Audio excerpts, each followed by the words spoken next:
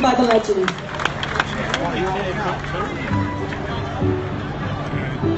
Give me 2 minutes.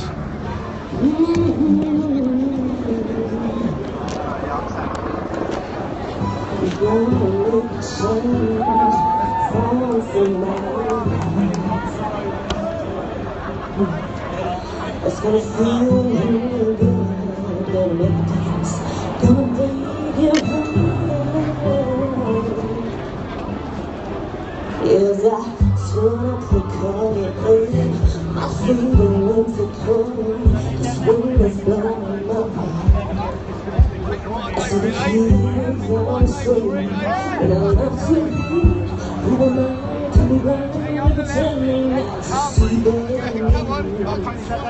I saw this again, I've broken my head, and I'm dancing. They follow each other, I'm nowhere near them. 'Cause they got nowhere to go, that's why I want you to know. Something with the man in the air, and let's get in my face. Should be on that side, it's shady.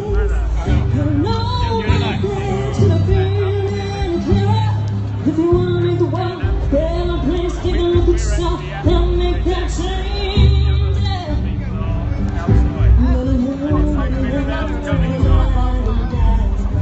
Oh yeah. I've been getting a selfish kind of love. It's time that I realize there's someone I know. And I look at your home, could it be really? Yeah, my boy! I will dig inside somebody's broken heart and wash down dreams. If I don't reach out, I'm the one that's in. 'Cause I got no place, no faith. That's why I'm starting with me. I'm starting with the man in the mirror. Now I'm looking in my changing ways.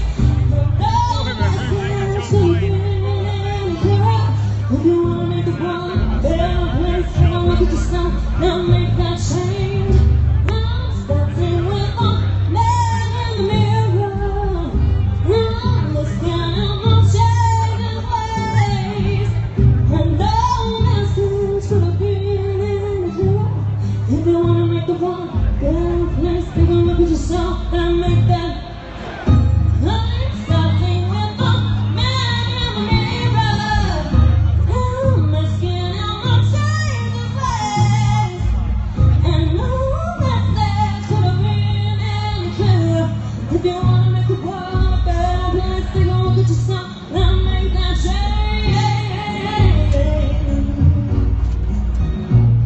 Your man, your man, your man. Ooh, I'm asking him to change his ways. And no message could have been any clearer. If you wanna make the world a better place, take a look at yourself and make that change. Ooh.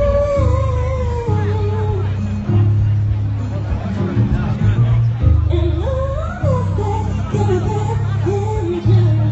If you wanna make the world a better place, take a look at yourself and make that change. Again.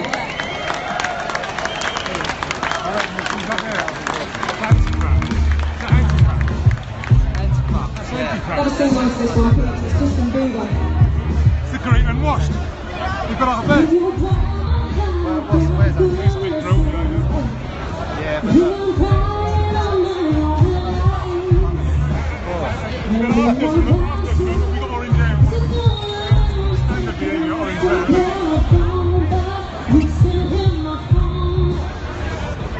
Look at him screaming.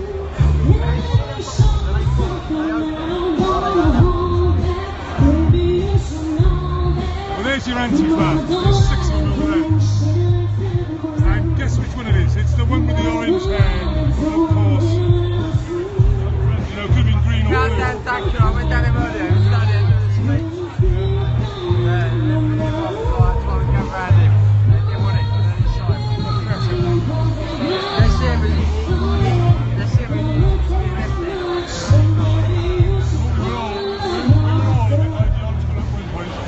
He wakes up and grew up. There you are. Great and lost. Orange hair, size 6. Over there. Look at him. Turn. If I go up there, I lose my spot. I don't want to lose my spot. I walk out there, I've lost my spot here, lad, so I'm going to stay right here. All I want to do is Shazia. You fucking turds.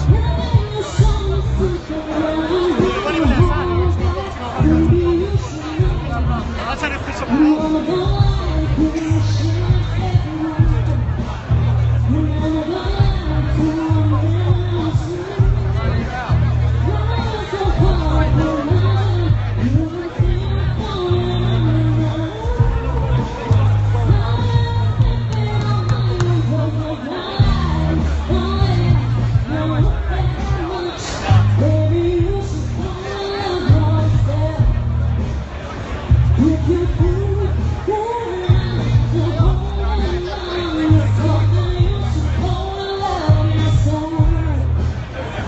Washed, brainwashed, can't see anything.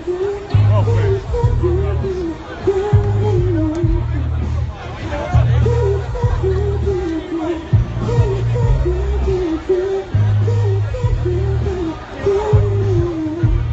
Very good.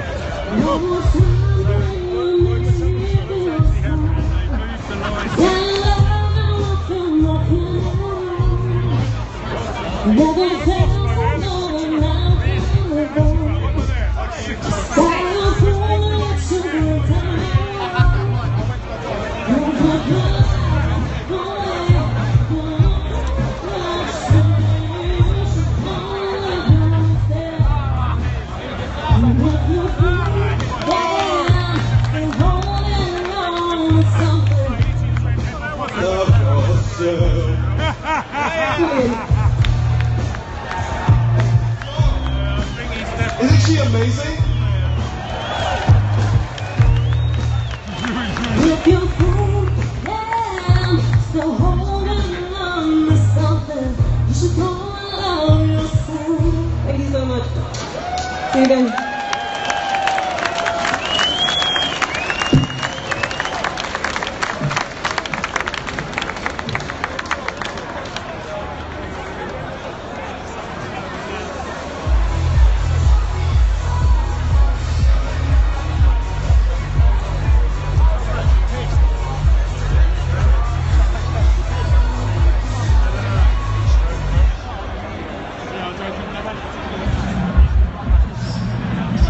Look at those fucking eels. Can't walk.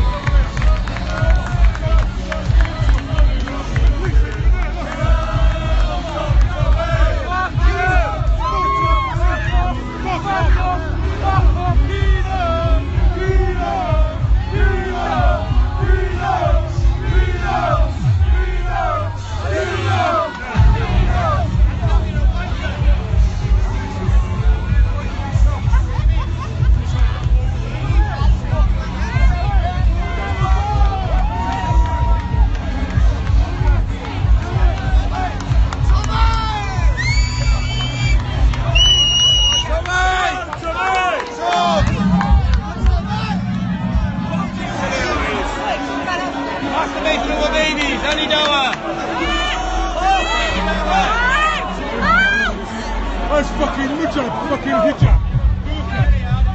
Hitcher. Get him out of here. See you later. Good boy. Good boy.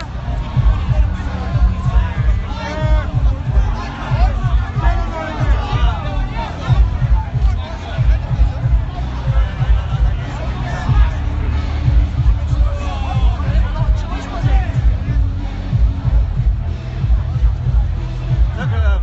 That police are running now.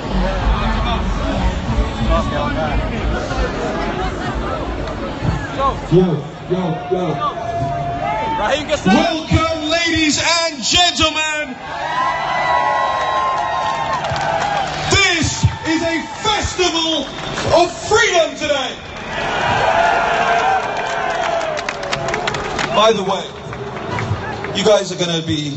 They're going to try to lure you down here into fights and scuffles. Let them fight with themselves. We fight right now with our words, with our presence, right here outside Downing Street. You are the rebellion. Where's Downing Street? By the way, I'm standing right in front of the cenotaph right now, and it always fills me with dread about what might happen if we give up the rights of freeborn Englishmen, Scotsmen, Welshmen, Irishmen. These are our rights. These people died for those rights, and we respect them for them.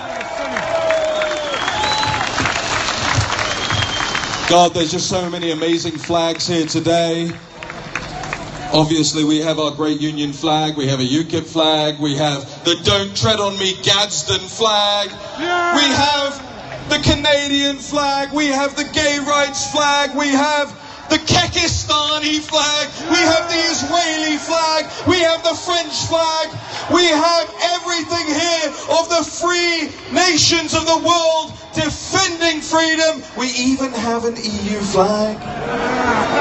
It's okay, it's okay, it's okay. Free speech, he's allowed to be pro-European Union, that's okay. He's wrong, but it's okay. By the way, how about Brexit?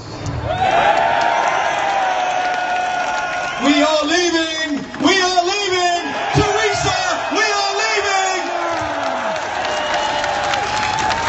Alright guys, it's hot, it's hot. You've stood out here a very long time.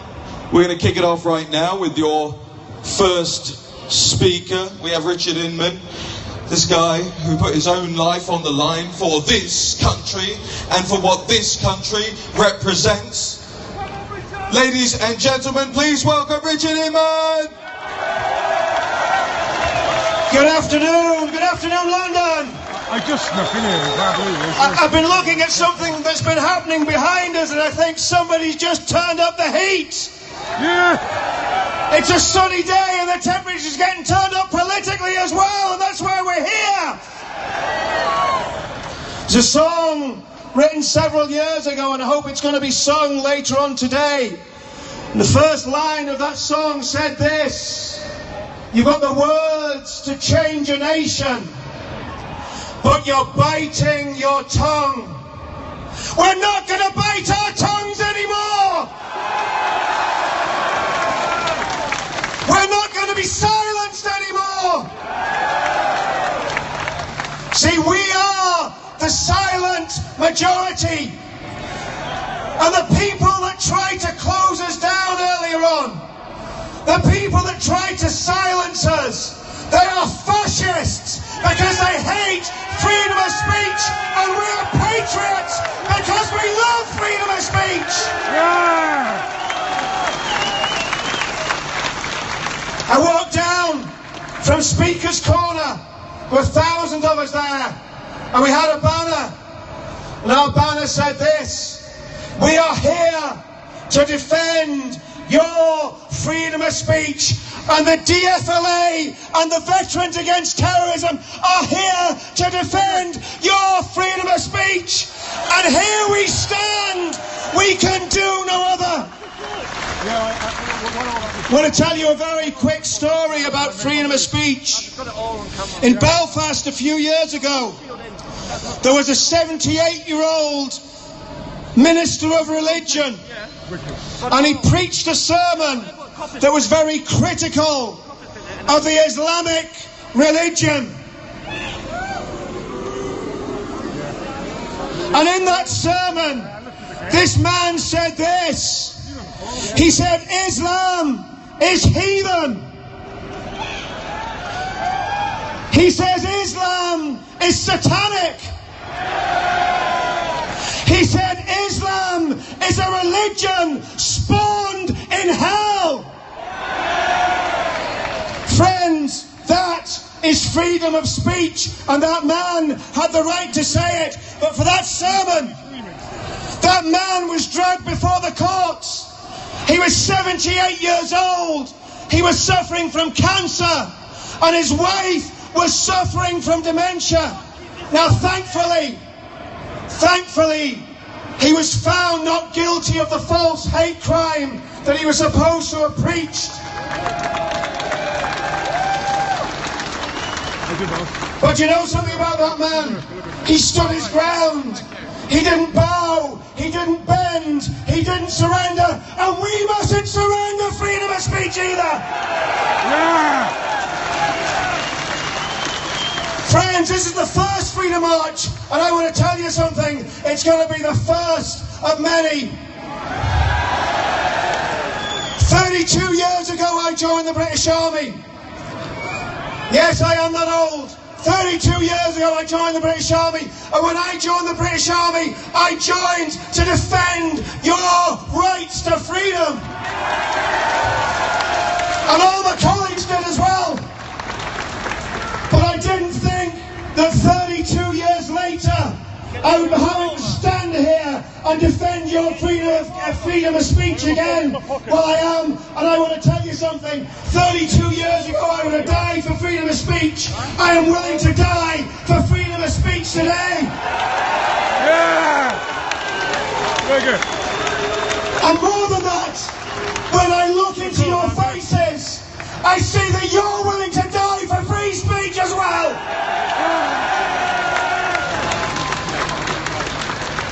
We have a motto in the veterans that goes like this.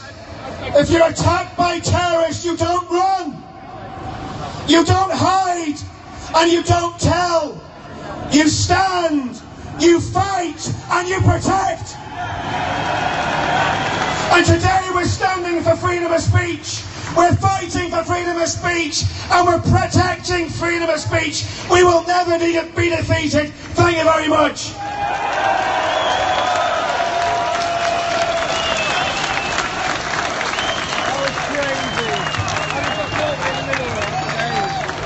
Alright, wait there. What size are you? Yes, London! Wahey!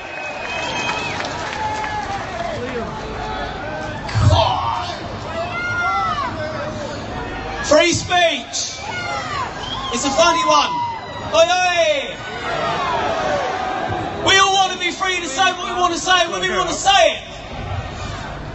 But not everyone understands that. They don't realise it works both ways. You can't preach a way of life or an ideology and then cry about it when someone disagrees with you. You've got to man up. I've been told to speak a bit closer. It's like whipping up a storm and then moaning when it rains. I don't agree with you. I'm a big wanker. And that ain't the way we roll. Now, we haven't got to agree on everything, and that's what makes it fun, disagreeing.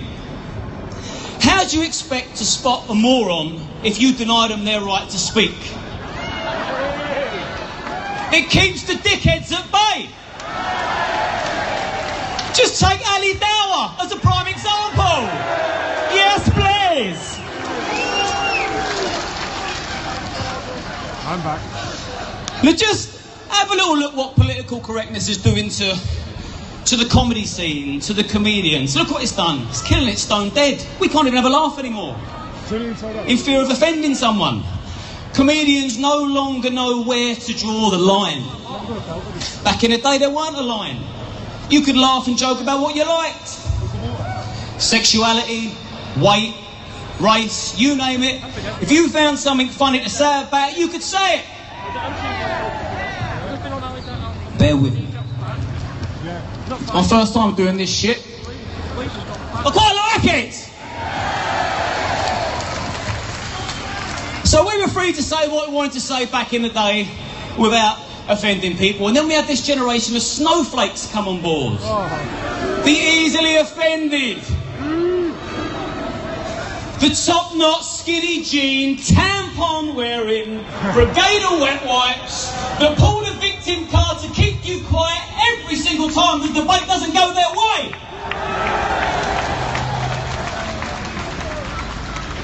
And as it stands, we are allowing it. I just want to be clear, right? It doesn't matter whether you're left, right, in the middle, or completely confused, like Diane Abbott. Yes! It's not about what wing you're on today. It's about collaborating and putting together. Remembering on the same team and fighting for the same thing. The freedom of speech so we can say what we want to say. And I'm somewhere in the middle, believe it or not. You don't have to be right-wing to criticise militant Islam. You just need your moral compass in check and actually give a shit. And you also don't have to be afraid about speaking up against Islam. Right, I'm It's leaving only the play, Alex. a I'm leaving the religion. play, so So I can't what? chat. Most think it, few say it, because the social media giants, be it Twitter, Facebook and the rest of them, they're boxing us in, they're keeping us quiet, and they're leading us to believe that it's wrong to speak up against people's religions. In particular, the barbaric one.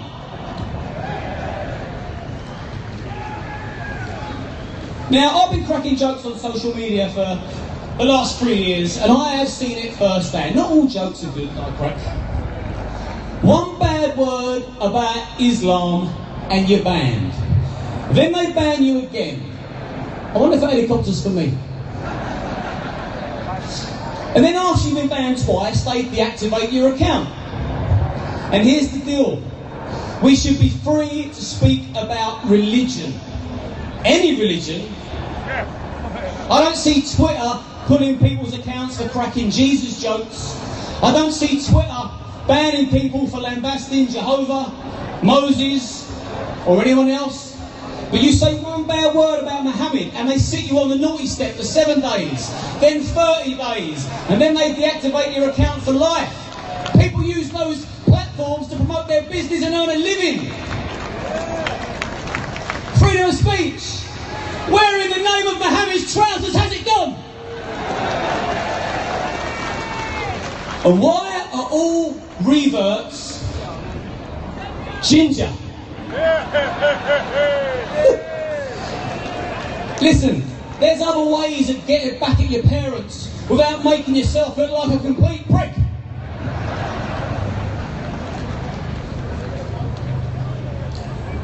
You don't grow a great big beard down to your chest if you're ginger. No self-respecting ginger man does that. They wet shave and pretend they're blonde. And can you imagine what it'd be like working at Twitter HQ? And the boss tells you that you've got to deactivate somebody's account because they've criticised Islam the day after a terror attack. You think it was a practical joke, wouldn't you? You think Jeremy Beadle was just about to pop out of the closet with a camera crew and put you on the telly? It's a world gone mad. If you speak up, and it's serious for a minute, if you speak up about radical behaviour and Muslims take offence to your words, too bad. That is the Muslims' problem, not yours. And if they don't like it, they can blame Islam. You can't be expected to be part of an ideology that promotes violence and not be challenged. It's as simple as that.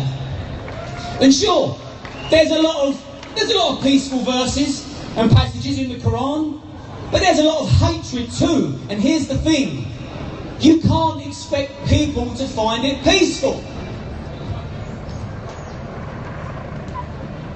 Sorry. Here's an example.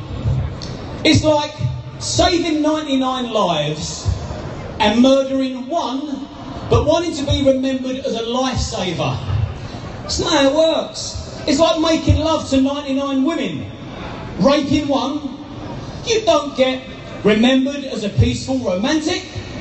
You get remembered as a murdering rapist.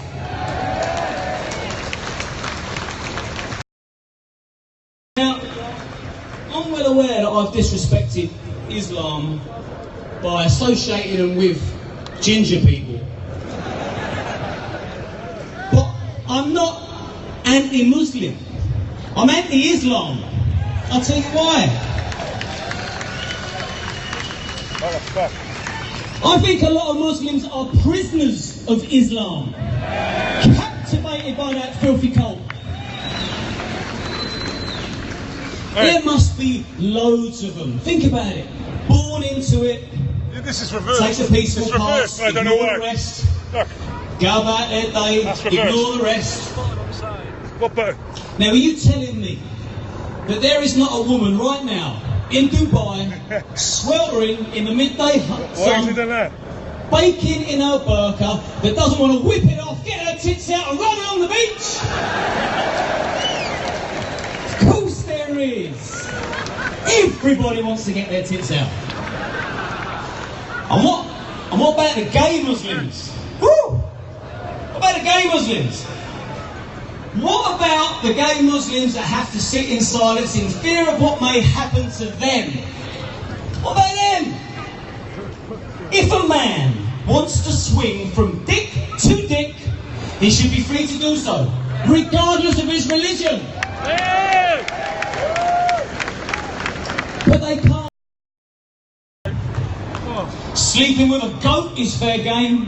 Yeah. But sleeping with another man that you love is a crime and punishable by death in some parts.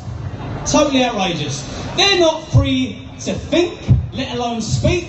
They are prisoners of Islam. But we're not. And we should be free to discuss it without fear of consequence. We should be free to discuss it without fear of losing your job. You shouldn't fear speaking about Islam in fear of being judged or being branded far right. What is that bollocks all about?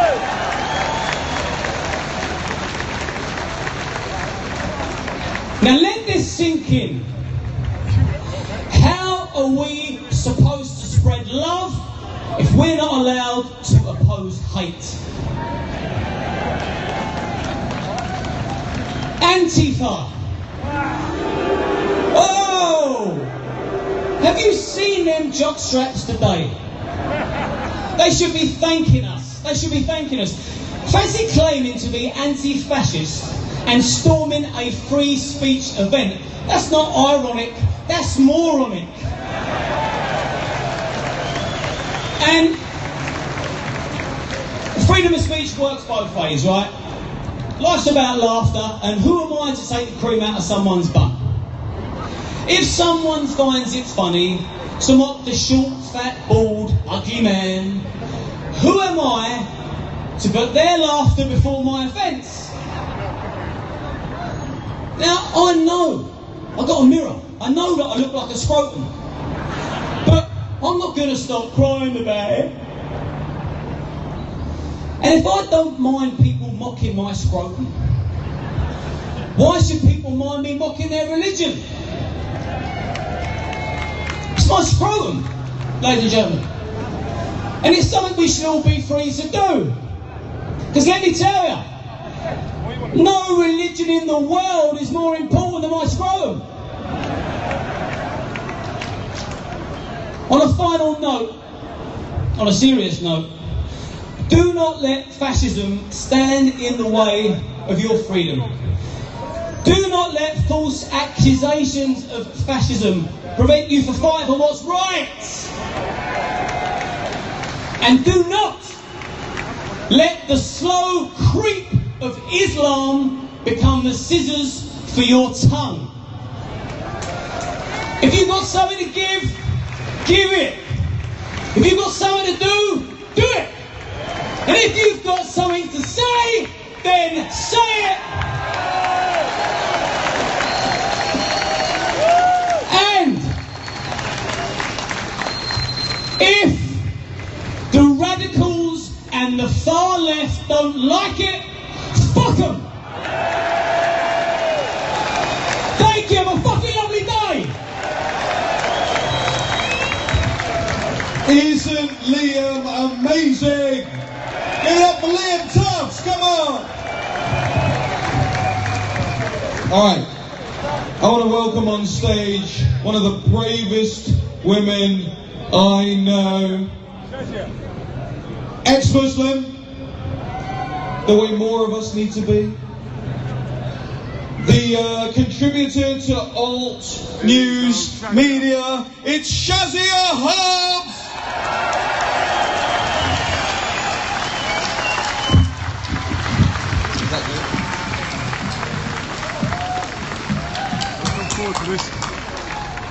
Today, Cannes London is open to returning jihadists.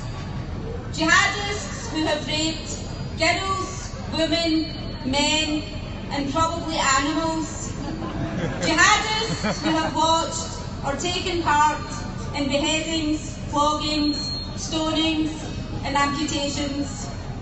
Sadiq Khan's London is open to Pakistani hate preachers. Hate preachers who are banned from addressing large crowds Just a picture of in their Tabs. homelands, Please give me a thumbs up. are welcome in London and allowed to tour mosques, poisoning minds and encouraging a hatred for all things Western. Sadiq Khan's London is open to unmonitored mosques. Mosques where children are beaten, sexually abused and raped. Right. Mosques where children are raised to hate Jews, Christians and infidels. Where children are taught that gays and apostates deserve to be killed.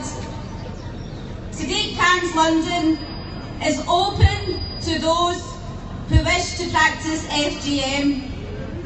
Mutilate your daughter's vagina and the full force of the law will look the other way. Instead of punishing those guilty of this barbaric crime, the police will organise conferences, campaigns, hashtags and initiate a zero tolerance day that will mean nothing and result in no arrests. The message to those who force FGM onto their daughters is clear. Carry on cutting in Sadiq Khan's London. Sadiq Khan's London is open to rape gangs. Gangs whose preference it is to rape young underage children, mainly white working class girls, with no fear of intervention from the law. Sadiq Khan's London is open to grown men who pose as child refugees and who thereby deny a real child a chance at a new life. Sadiq Khan's London is not open to any female who wears a dress size smaller than a 12, thanks to the removal of body positive adverts on the underground. Heaven forbid we shame anyone by looking good ourselves and taking care of our bodies.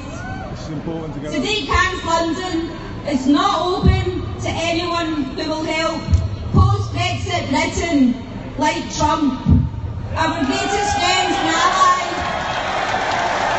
Khan's personal feelings are placed above the interests of the nation, and his words are spoken outside the role of his office.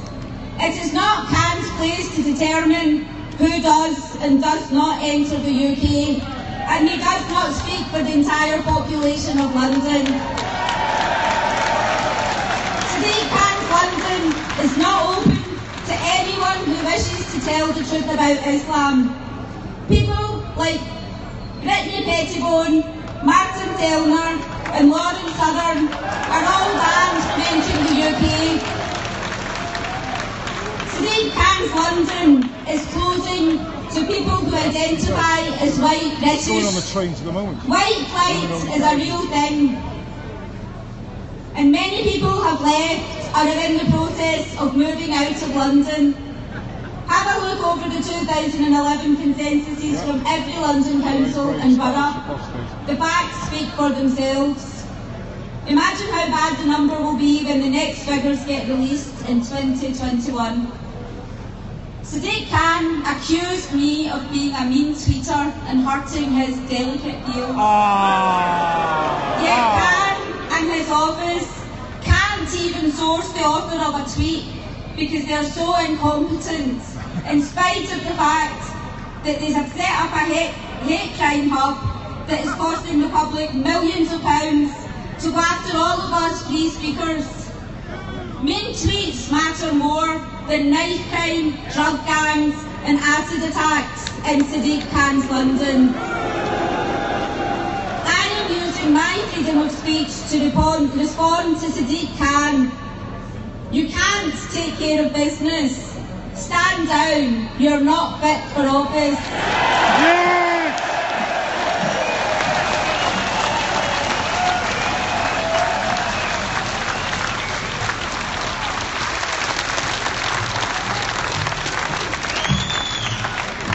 I'm back. You know, I kind of feel embarrassed. How did Shazia hit Sadiq Khan's London and I forgot to? Who remembers that Sky News interview? Is Sadiq turning London into a shithole? It's patently obvious. Ladies and gentlemen, your next speaker is the leader of the UK Independence Party. He gave an amazing media appearance on the Daily Politics last week. It's Gerard.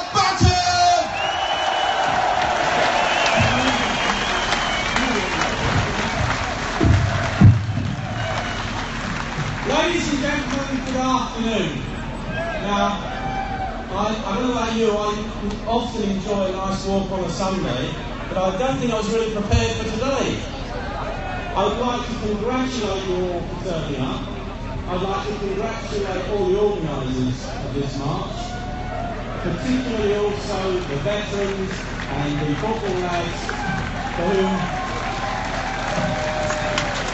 the football lads and the veterans who ensured that it was a nice, peaceful walk from Hyde Park. And of course, I'd like to congratulate the police who had the unenviable task of having to turn up on a Sunday in order to police the other end of this demonstration. Look at what we've got here today. Thousands of honest, decent, patriotic people who don't need a bodyguard, or not exactly a bodyguard, they don't need to be police. And what have you got down that end? You've got the masked, cowardly thugs who want to stop you asserting your right to free speech. Now, what is free speech? We've all turned out today to celebrate it. Well, let me give you the Universal Declaration of Human Rights definition, 1948. Everyone has the right to freedom of opinion and expression. This right includes freedom to hold opinions without interference and to seek, receive and impart information and ideas through any media, regardless of frontiers. Well, it's not legally binding, and we know that in many places it's not adhered to at all. But in Britain we had very good free speech traditions up until fairly recently. There were no laws for free speech, but there were no laws until recently against free speech. And of course in America it's protected under their constitution. Well, Freedom of speech is vital to Western civilization. It must be free to discuss ideas and issues, and that's what we've done over the last few centuries. And look what we've added to the world in terms of our law, our political systems, our science, our art, our literature, and our culture. It's put the modern world where it is today. That's what our freedom of speech has achieved in the last 300 to 400 years. And now it's under attack. And how is it being attacked? Well, about 3 or 4 main means of doing that. One is name calling. Anybody now that says something which is not acceptable to the political and media establishment is labelled. You might be a racist, you might be a homophobe, you might be this phobe or that phobe, but you are labelled and given a name so that you can be marginalised and intimidated from not talking. And we have censorship. We have Tommy Robinson recently taken off Twitter. And some of you will have noticed over the years, do you remember Dr. David Bellamy, who did those marvellous programmes on the BBC? He was taken off because he wouldn't subscribe to the man-made climate change theory. And not only that, another chap who's had that experience, Piers Corbyn, who's Jeremy Corbyn's brother. He's actually, he's a very nice chap. I've met him, and he is an expert meteorologist. He's got a business that conducts, he makes money out of predicting the weather. He's no longer on the BBC because he doesn't believe in man-made climate change either. So he's been dropped. And then, of course, we have universities, no platforming people. Well, I thought the idea of universities was to actually discuss things and arrive at a consensus of what's what based on all the arguments. I never went to university, so obviously I have a misunderstanding as far as that's concerned. And then we have this new concept of hate crime. I'd like somebody to describe to me what a love crime is. All crimes are hateful. They're normally perpetrated by people with no conscience or fairly hateful themselves. So what's a hate crime? Well, let's have a look for a definition, shall we? Now, if I quote you the Public Order Act of 1986, it says, just to give you a brief overview, nothing in the Act which actually prohibits or restricts discussion, criticism, expression, antipathy, dislike, ridicule, insult or abuse of particular religions or beliefs or practices of their adherents, etc., etc. It seems to be telling you that you have the freedom to criticise belief systems and ideologies. But now look at the most recent Police and Crown Prosecution Service interpretation of that Act, and I'll read it to you. If someone does something that isn't a criminal offence, but the victim or anyone else believes it was motivated by prejudice or hate, we would class this as a hate incident. Though what the perpetrator has done may not be against the law, their reasons for doing it are. This means it may be possible to charge them with an offence. Now just think about that for a minute. What it means is that someone can be charged with a criminal offence for expressing an opinion that isn't a criminal offence, but because someone took offence at their opinion, they can be charged. This is Orwellian. Well, I'm now going to commit a hate crime, ladies and gentlemen.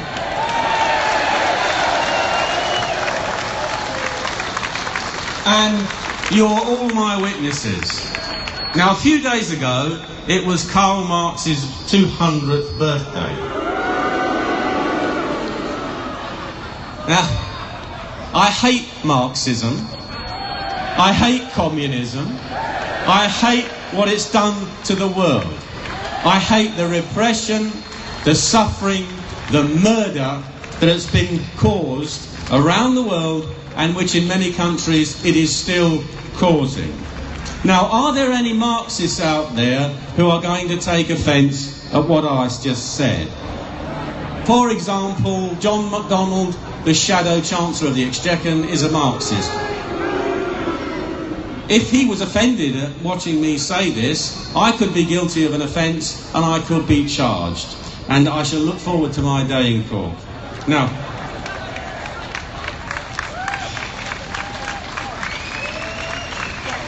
how did we reach this insane situation? Well, it's our old friends, political correctness and cultural Marxism. Now, you'll all know where political correctness came from. It was invented in communist countries because the political system didn't actually describe reality. It was unreal. But on the other hand, you couldn't speak against it. So what was going on was called politically correct. It may have been incorrect in the world of sanity, but it was correct in the world of Marxist politics. So they invented political correctness to describe it. And that's where we are today. What we're seeing with political correctness is a kind of an unholy alliance between the left and big international business. Because what they're trying to bring about is a globalist system controlled by a centre, by an elite at the centre. You get socialist policies imposed from you by things like the European Union. And the European Union actually produces legislation at the behest of big business, which can cope with it, while smaller businesses can't. It is an unholy alliance of those who want to take away your freedoms for different reasons. And of course, the big elephant in the political and media establishment's room is Islam itself. We have imported into Western civilization a dark age ideology. That is to say, the literalist interpretation of that ideology. And that now represents a great threat to our freedoms and our freedom of speech. And as Islam increases, you will see more calls for legislation to prevent us criticising it. And I always emphasise to you, criticise and talk about the ideology, because that's what matters. I've met a lot of ex-Muslims who tell me that a lot of Muslims don't like the ideology, but because it's a cult, they cannot rebel against it. Well, let's help them rebel. Let's start talking about it. So there you are. That's where we are. What can you do about it? Well, there are two things you can do about it, in my view. Number one is to keep on exercising your free speech. Always do it rationally, always do it politely, always talk about issues, always talk about things, always talk about ideas. We never want to insult individuals. We don't want to be gratuitously saying nasty things about people. It's not about people, it's about ideas. Use your free speech. Number two, you have to organise politically. You can have a march of thousands of people like we've got today. You've had them before. Do you remember there was a march of 1 million people against the Iraq War? There was another, was it nearly 1 million people against the for the Countryside Alliance? Did it make any difference? No. Why not? Because Mrs May and the Prime Minister and all the MPs in Westminster, there's only one thing they care about, and that is votes. Gaining votes or losing votes. If you want to defend your free speech, if you want to defend your country, then you have to organise politically. You can join a political party, you can form a new one. I'm biased because I'd like you to come and join mine. I'd like you to join UKIP. But you will only change things when you can threaten Westminster down the road. UKIP organised for 23 years. We didn't need an MP in Parliament to force David Cameron to get the referendum. We got the referendum, and now because we don't have MPs, they are trying to betray it. So what I'd like to leave you with, ladies and gentlemen, is a thought. I want to tell you about the kind of political party I want UKIP to be. It already is, but I want it to improve. And I want to tell you about the country we want to live in. I'm sure you would agree with me. We want a free country, free of the European Union. Free to make our own laws. Free under our own democratically elected government, whoever may they be. We want a country where our children are not told to be ashamed of their history, but where they're told to be proud.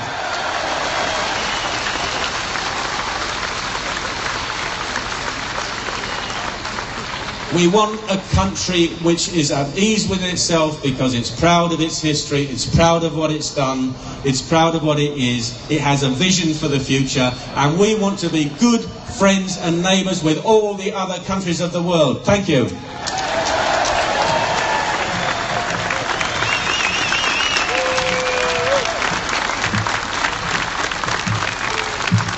Gerard Batten is the man. Alright, just before I introduce the next speaker, I want us all to do something that the people who are against us and the ideologies that are against us tend not to do. You know, there are all these police around here. They're ordinary people, they're working hard jobs, they're putting themselves in the front line. It's not these police that are the problem. They're not trying to shut down our freedom of speech, it's their bosses, right? So I want to say to all the police here, thank you for doing your jobs. Thank you so much for putting yourselves on the front line. We respect you, we love you. Thank you.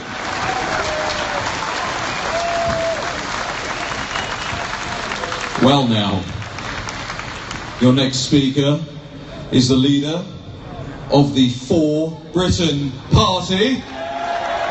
It's Anne-Marie Waters!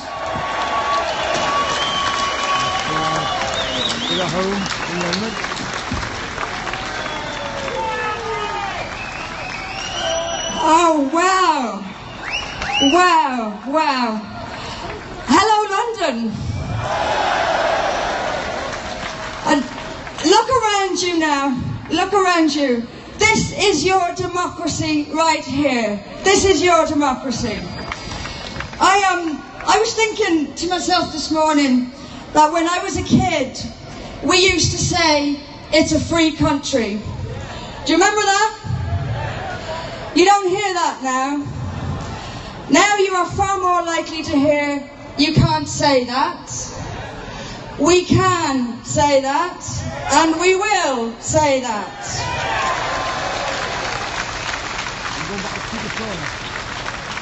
I'm going to do a very, very quick history lesson. Don't worry, I won't bore you. Back in the 1940s, 1950s, a new world order began. Globalism was born, and the world decided that the borders of the West were to come down. The communist countries demanded hate speech laws. They demanded hate speech laws so that they could torture and imprison political opponents and silence all dissent. Now the Western world was a very different place then, and they said no to hate speech laws. But the communists never went away. They instead began the slow march through the institutions, into our schools, into our media, into our police.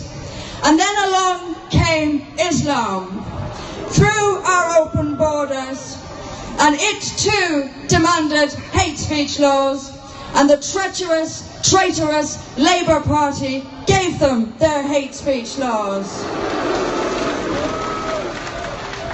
Now make no mistake about it, what the end game is here. The Islamic alliance with the communist left, the end game is to criminalise you, to criminalise me, and to imprison and punish all political dissent to the political class. That is the end game, and we have to understand that now. You have done something absolutely remarkable today. You've done something remarkable today. Keep coming out in these numbers and resist this with everything you've got. Resist it.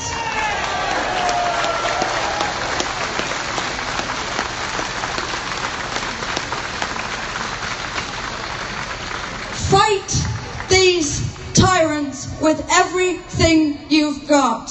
We don't have much time. but we will win. And we'll win by doing one thing and one thing only: telling the truth.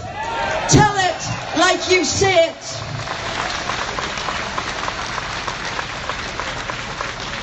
And no matter how controversial it might be, no matter how offensive it might be, you can save your country if you say it like you see it, and only by telling the truth can we save this country. And I have never seen a crowd this size out there telling that lot that you want your freedom of speech back, and you're going to get it.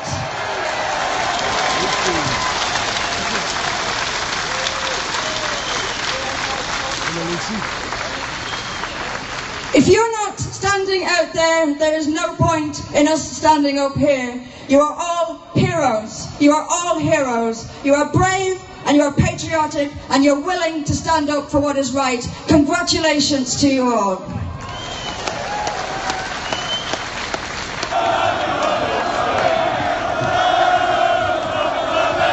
What a feeling. Thank you. I want to thank every single person for coming today. Theresa May, guaranteed, is watching this. Briefly, I'll come on in a little while and speak after a few more speakers. I was meant to be in China today. I was meant to be doing a charity walk for the Amelia May Foundation. Some of you may remember Amelia May. She was a beautiful young 2-year-old girl who sadly died of neuroblastoma cancer. I was meant to be raising money for them.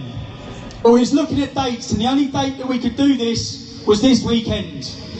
So I haven't gone to do the Great Wall of China. 5 other volunteers have gone. Well, I want to quickly ask you now, everyone who works for this charity is a volunteer. Oops. Everyone who works for this charity is a volunteer. No one gets paid. The accountant, everyone volunteers. I'll ask, where's the girls? There's some girls now that are going to come out with buckets to raise money, just because I feel bad because I was meant to be there, and I know if I was there walking it for the charity, people would donate, they'd raise more money. They're an amazing charity who help lots of children, so the girls are going to come out now and pass their buckets round. If everyone can, I know you've all spent money coming here, but give generously, it's a great charity. I thought they were trying. How hot are you? I'm boiling and you're all in the sun. There's also, if you get your phones out and text that code, the amount you want to donate, you can also do that. The girls are coming out now to pass around the charity buckets. Thank you so much. And the blokes. Next, we are stereotyped as thugs, as racist, as far right, as intolerant. There are some brave ladies about to come up onto the stage. These are quite well known within the drag queen circles in London. A very left-wing movement. It takes guts for them to come here, as everyone would predict, or the media would portray you people as intolerant. I want you to give them a massive warm welcome onto the stage.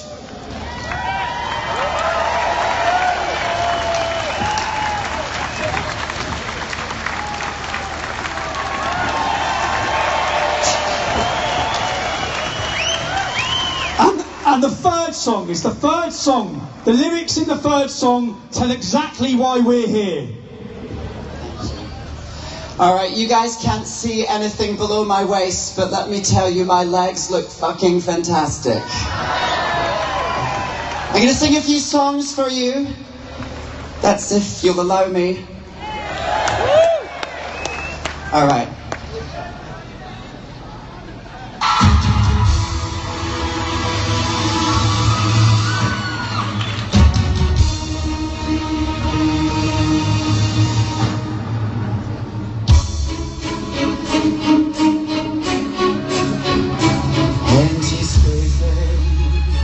What are we living for? Abandoned places. yes, we know the score. On and on. Does anybody know what we are living for? Another hero, another mindless one behind the curtain. In the pantomime, toe the line. Does anybody want to take it anymore? The show must go on. The show must go on, yeah. Outside the dawn is breaking. My makeup may be flaking, but my smile still stays on. Whatever happens, we leave it all to stand. Another heartache, another failed romance. On and on. Does anybody know what we are living for? Yes, I'm learning. I must be warning now. I'll soon be turning around the corner now. Outside the dawn is breaking, but inside in the dark you're making to be free. Let me hear you! Show must go on, yeah. The show must go on, yeah. Outside the dawn is breaking, but inside in the dark you're making to be free. Yeah.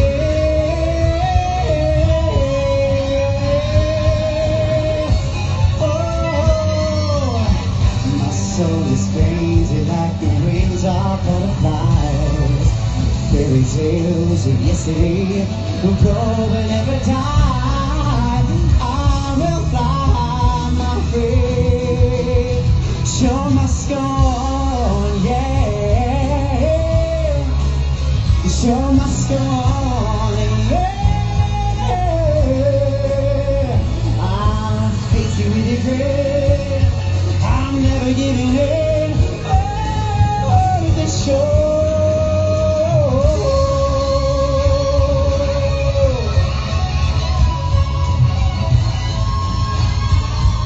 You know, on top of the bell, I don't care. I have to find the will to carry on. Show must go on.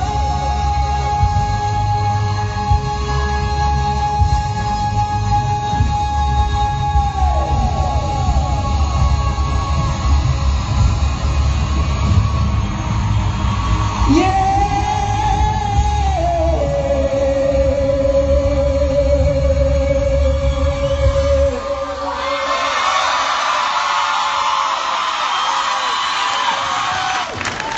Thank you. Not again. I feel like once is enough. All right, so as you can all tell, ladies and gentlemen, as Tommy said, you might not expect that an artist like me would be here at an event like this, but I firmly believe there was a time when it was performers like me that went on stage and said the things everyone else was scared to say. Because I'm not scared of saying anything. I like to think that back in the day, it was the utility of freedom of speech that allowed gay people to freely discuss their own liberation. It was because of freedom of speech that drag artists could perform in the glittering West End of London, where I perform a weekly show at the Phoenix Artists Club. Tickets are £20. There's a singer who I love, and this next song is by this singer, and the reason I'm singing it is because about 2 weeks ago she did an interview in The Guardian, and she sadly expressed one of the forbidden opinions, ladies and gentlemen. And so gay Twitter was ablaze, saying Shania Twain is cancelled because she dared to say that she might have voted for Donald Trump had had she not been a Canadian citizen living in Switzerland. All right, so her hypothetical scenario was deemed so unacceptable that the gays have abandoned her. Well, I haven't abandoned her. And now I know there's a lot of men here. There's probably more men than women. So ladies, this is your chance to make your voice heard, because we love Shania, don't we? All right, take it away. All right, take me back to the top of the track, my love. We need the start. And give me lots and lots of volume on that track.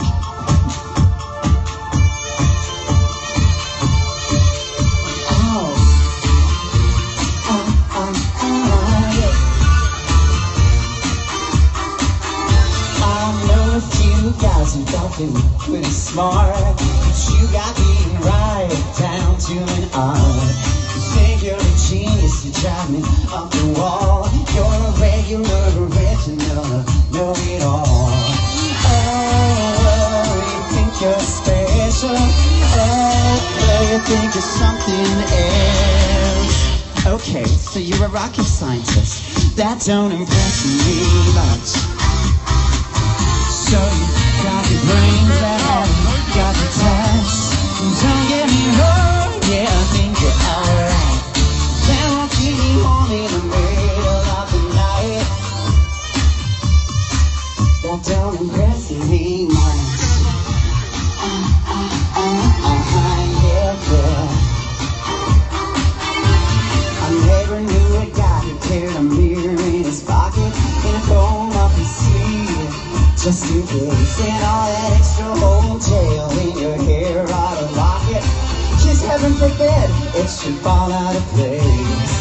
Oh, you think you're special. Oh, you think you're something else. Okay, so you're Brad Pitt. That don't impress me much. So you got the looks that have you, got the touch now. Now don't get me wrong. Alright, yeah, I'll keep me home in the middle of the night. That don't impress me much. Yeah, yeah. Whoa, that don't impress me much. You're one of those guys who likes to sound his machine. You make me take out my shoes before you let me get in. I can't believe you kissed your car goodnight. Come on, baby, tell me, you must be joking, right? Oh, you think you're special. Oh, you think you're something else. Okay, so you got a car. That don't impress me much. So you got the moves, what have you, got the touch now. Now don't get me wrong, yeah, I think you're alright. Now keep me home in the middle of the night. That don't impress me much. You think you're cool, yeah, got the touch now. Now don't get me wrong, yeah, I think you're alright. Now keep me home in the long, cold, lonely night. That don't impress me much. Yeah, yeah. Woo!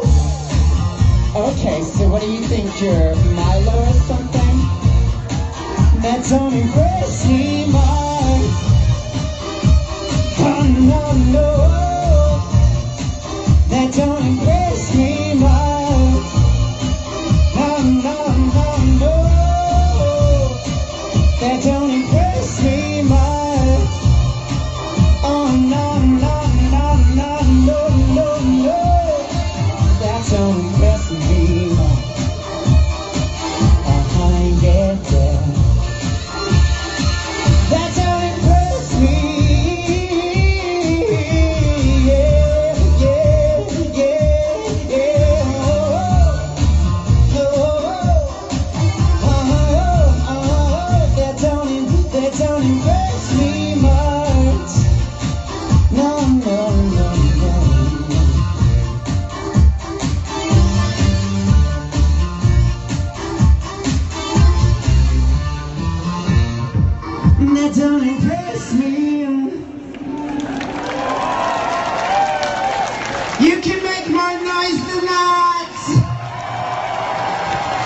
you. Yes, I gotta tell you, it's you see, I'm from Glasgow, so I'm used to people making a lot of noise. Are you from Glasgow, madam? Sorry, I shouldn't assume your gender. Well done, love. Somebody give her a pint and take her knife off her. Do we have any gays here today? Get them. Alright, so I have one last song. It's a ballad, ladies and gentlemen, or as they call it in France, une ballade. But it was requested that I sing this song, I guess because the lyrics pertain to freedom of speech. It is by Emily Sandé. I'm surprised she's not here since she turns up to anything.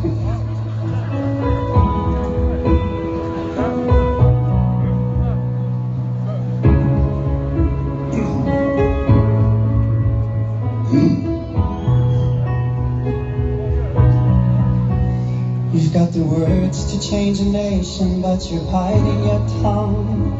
Spend a lifetime stuck in silence, afraid you'll say something wrong. If no one gets to hear it, how are we gonna learn your song? Come on, come on, come on. You've got a voice as loud as lion, so why let yourself be tamed? Baby, we're a little different, there's no need to be ashamed. You got the light to chase the shadows, so stop hiding it away. Come on, come on, come on. I wanna sing, I wanna shout, I wanna scream till the words dry out. Put it in all of the papers, I'm not afraid. You can read all about it, read all about it. Oh, oh, oh, oh, oh, oh, oh. At night we're waking up the neighbors as we sing away the blues, praying that we're still remembered here, cause we all matter too. You're the one I need and all I want is to be with you. So come on, come on. I wanna sing, I wanna shout, I wanna scream till the words die out. Put it in all of the papers, I'm not afraid. You can read all about it, read all about it. Oh, oh, oh, oh, sing with me. Oh, oh, oh, oh, oh, oh, oh, oh, oh,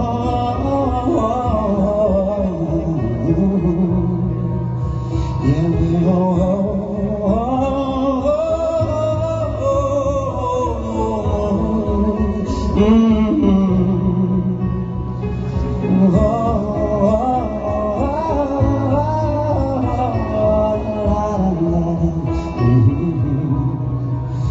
yeah, we're all wonderful, wonderful people.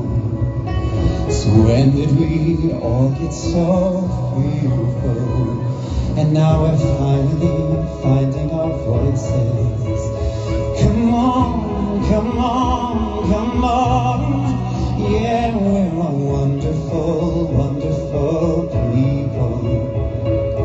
When did we all get so fearful? And now we're finally finding our voices. Come on, come on. I wanna scream, I wanna shout, I wanna scream till the words dry out.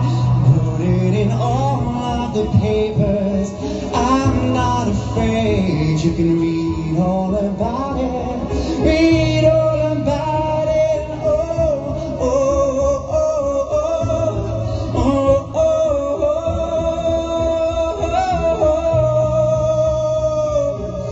oh, no.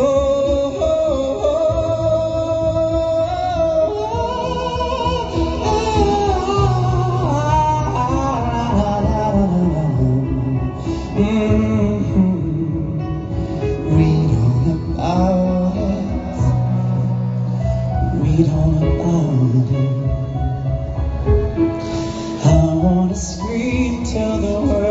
tears dry out. Put it in all of the papers. I'm not afraid you can read about it. Read about it.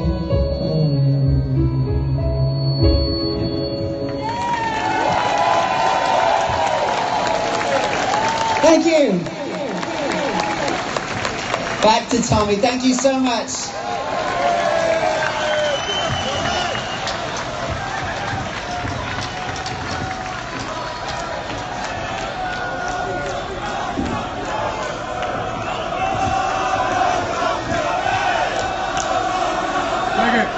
She sung that really well.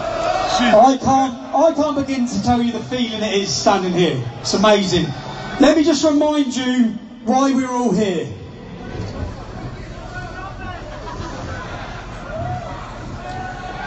Or not.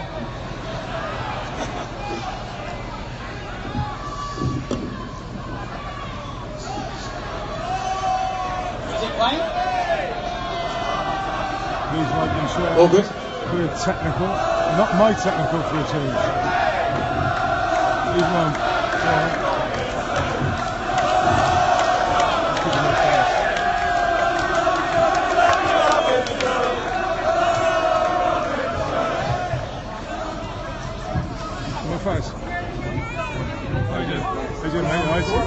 Because it's who we are as human beings. You know, you look at humans in relation to apes and other animals, and when they get attacked by a saber-toothed tiger, they go, wee, wee, wee, and they can't communicate to their fellow ape. You need to watch out for those.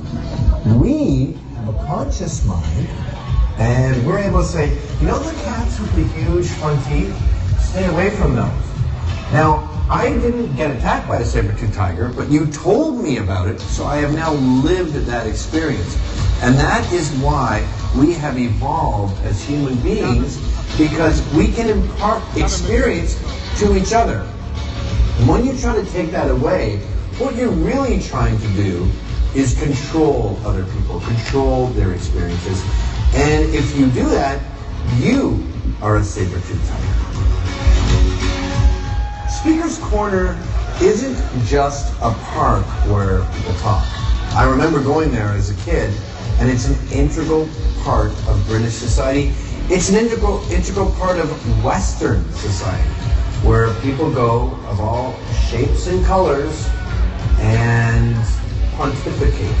What I think has happened recently is been co-opted by Islam and turned into a pulpit for radical extremism.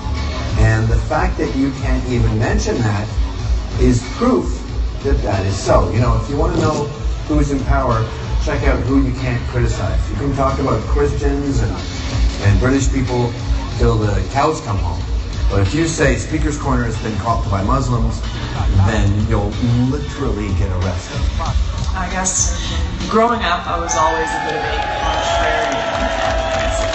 A lot of trouble, but I always thought that the battle of ideas, the challenging my teachers, challenging my parents, whatever it may be, was the most important game or battle or challenge we would have in our entire lives, because the battle of ideas is the very way that we come to the best conclusions to live our lives, to save lives, to create any of these things. We come to these conclusions through debate.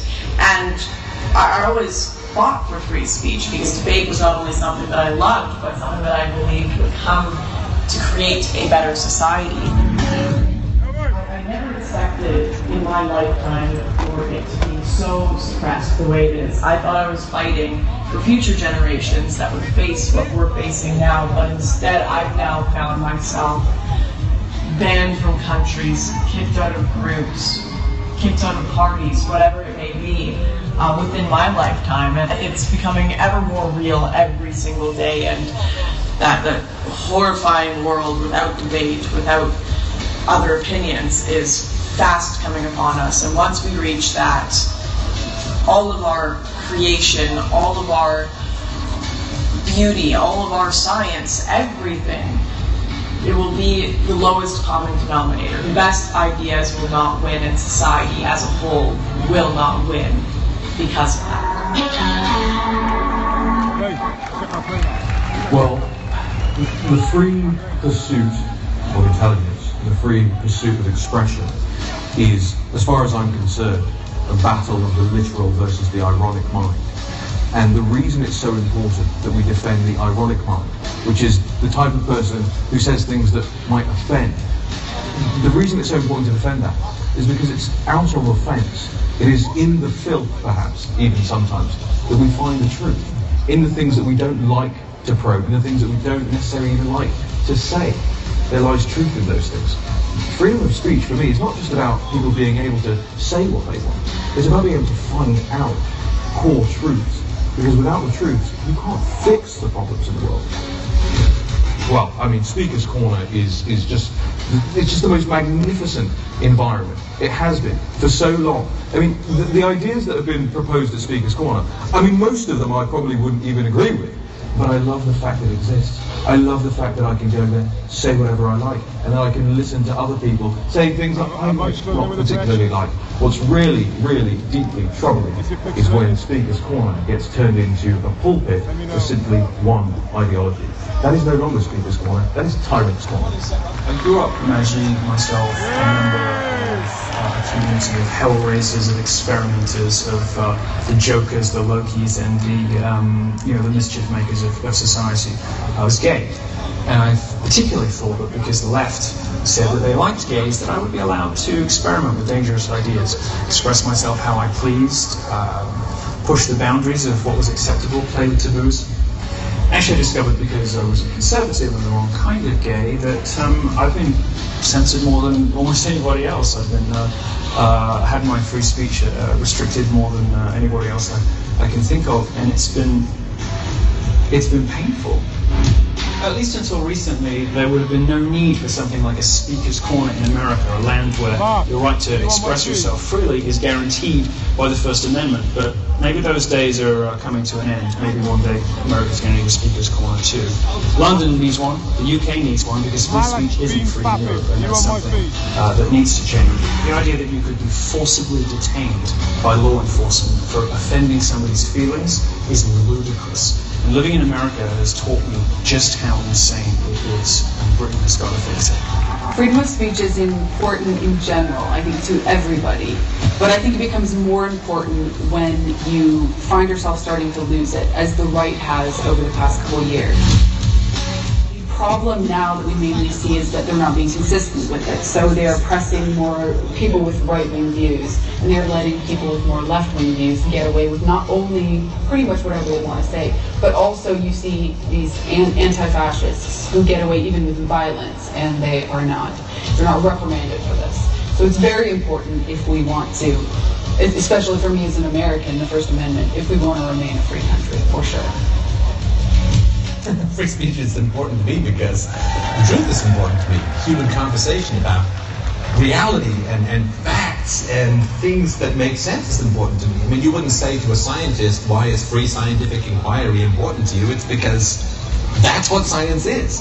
You wouldn't say to a mathematician, why is mathematical consistency and the openness to discuss various theorems important to you? That is mathematics. And in the human journey towards trying to find actual truth in the world, which is an elusive and slippery beast to track down, no one person is going to end up with a monopoly on that process. We need everyone to be involved, everyone to bring their A game to the human conversation in the pursuit of truth so that we actually capture it for once and hopefully can keep it for a while. Well, I actually grew up in London, and I remember as a kid going to Speaker's Corner and seeing the crazy, the sane, and everyone in between getting up to make their case to sometimes a receptive, sometimes a hostile, sometimes a jeering crowd. And I remember thinking what an amazing thing it was to stand up there and cry your barbaric York from the rooftop of the world to see how it landed in the minds of the people. One of the great challenges in European civilization at the moment is people don't know what they can talk about. They don't know what they can criticize. They don't know where the line is. And when they see someone stand up at Speaker's Corner and speak a truth out to bring a challenging argument and perspective to the United Kingdom or other places, they then have some sense of what is allowable, of what can be talked about. And that, at least until free speech is fully restored, is a very positive thing. So I would say to all of the men and women who stand up there and speak a difficult truth to a sometimes hostile world, thank you. You are the light that shows people the way, that allows us to find what is real in this world.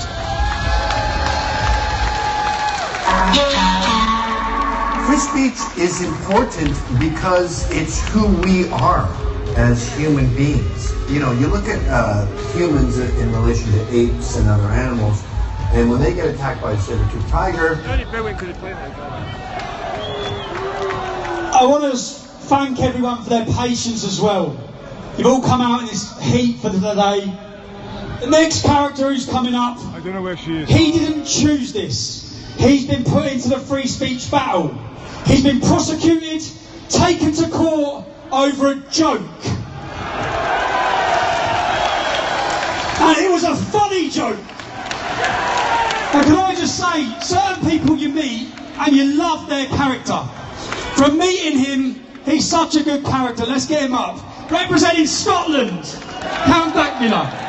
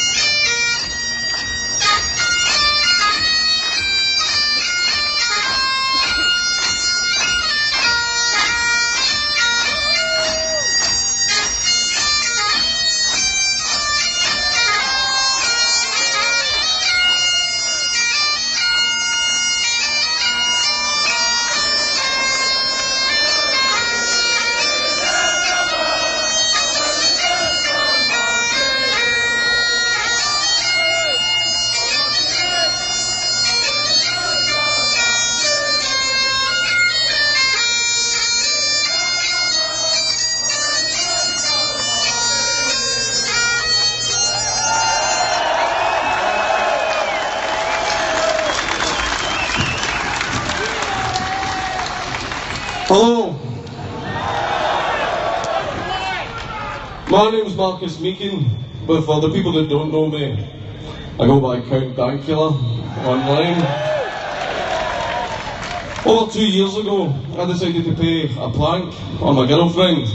She thinks her pet pug is the cutest thing on earth, and she wouldn't shut the fuck up about how cute the pug was. So I decided to turn the dog into the most horrible thing that I could think of, which was a Nazi. I taught the dog to respond to the phrase, gas the Jews, and don't, and to do a Hitler salute whenever I said Sieg Heil. I filmed the dog's antics and put it on YouTube and hoping to show it to my girlfriend and catch her completely off guard. In the video I provided clear context to what I was doing and why I was doing it. Shortly afterwards, the police came to my house. Yeah. Arrested me, placed me in handcuffs, and took me outside to the waiting press, who the police had tipped off to the exact date and time of my arrest, so that they could get photographs of this PR stunt.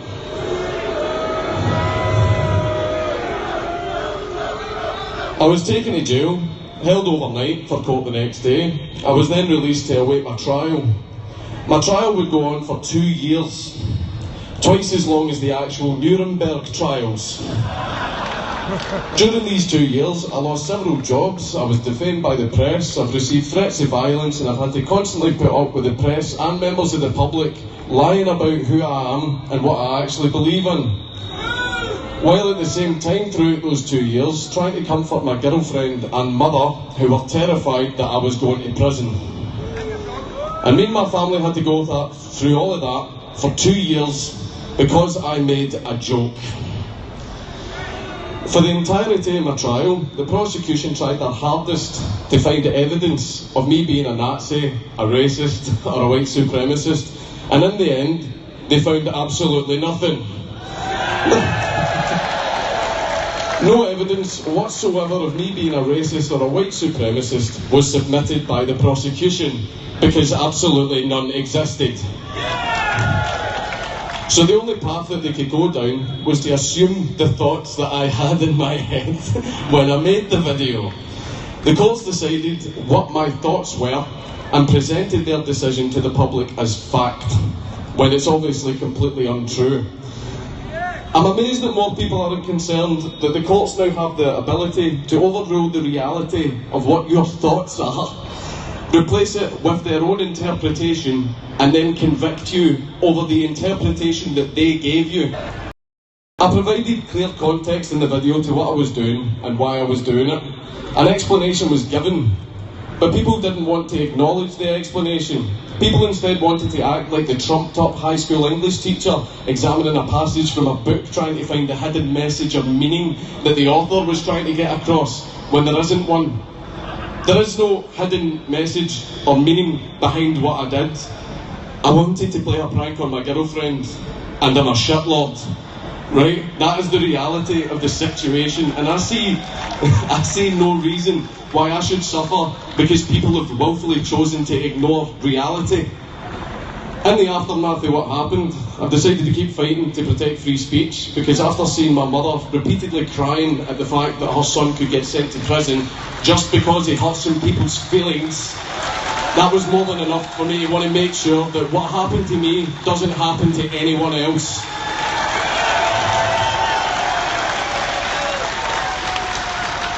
And because I want to protect free speech, I have been branded a racist, a Nazi and a white supremacist. And that I am part of the alt-right. To set the record straight, I reject any notion of superiority or inferiority based on race. I reject the idea of an ethno-state.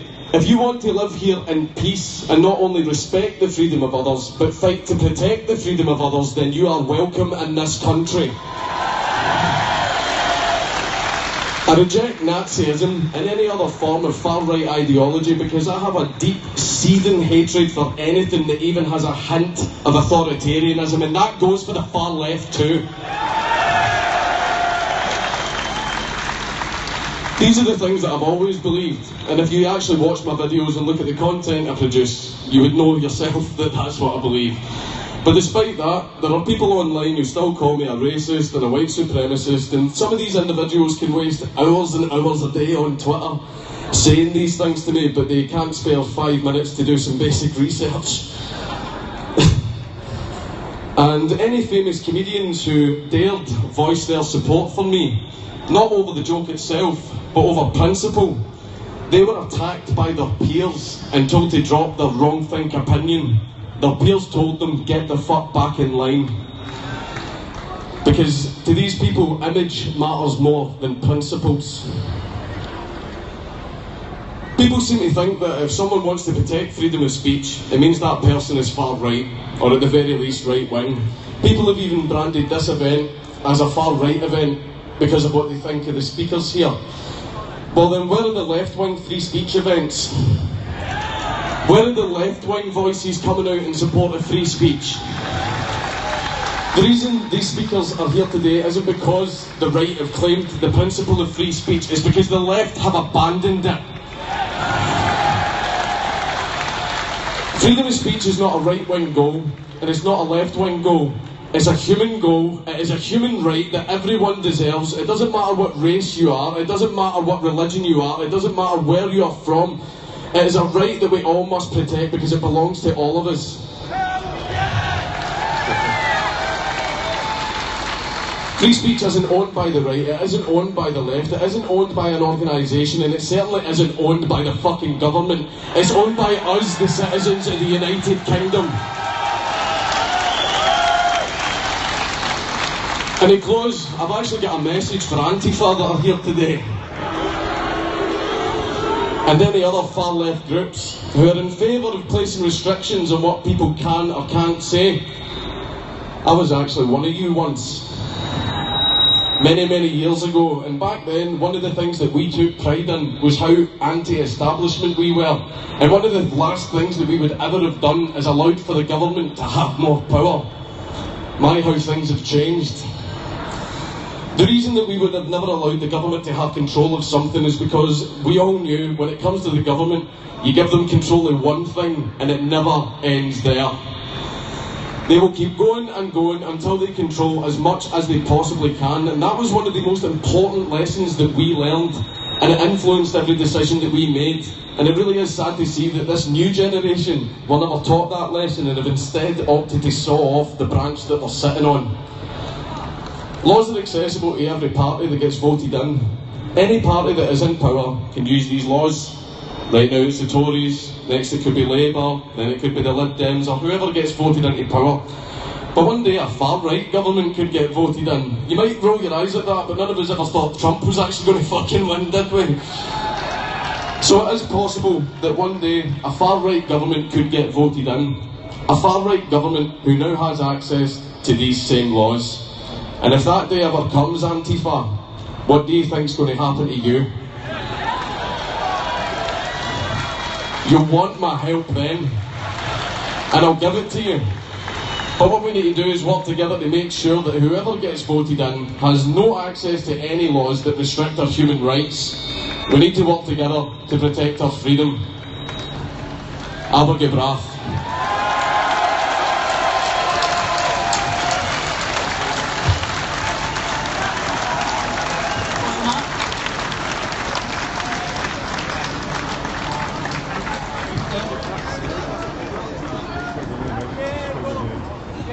Count Dankula. Hey. Now we've got Sargon Overcad. Sargon is a liberal, but he's called a fascist. Sargon is causing a revolution within the universities. That's where it supports. Come on, mate.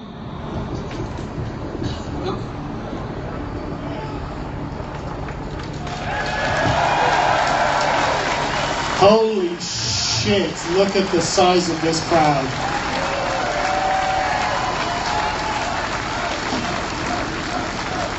I'm not seeing many Nazi flags. Distinct lack of swastikas. Lots of British flags, English flags, Welsh and Scottish flags, but no Nazi flags. I think I've been lied to. It's weird. So I just want to say that I'm kind of disappointed that Ali Dawa couldn't be up here. I don't agree with what he stands for, but I agree with his right to say it.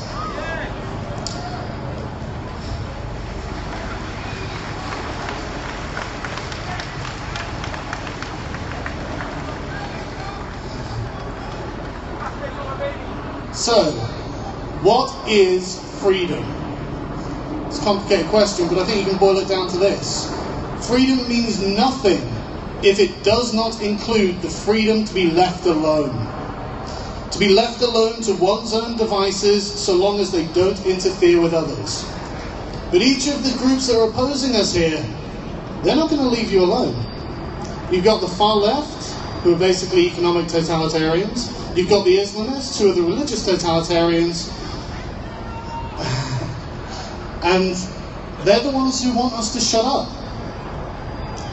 Each of these groups hate British liberalism because they're totalitarian.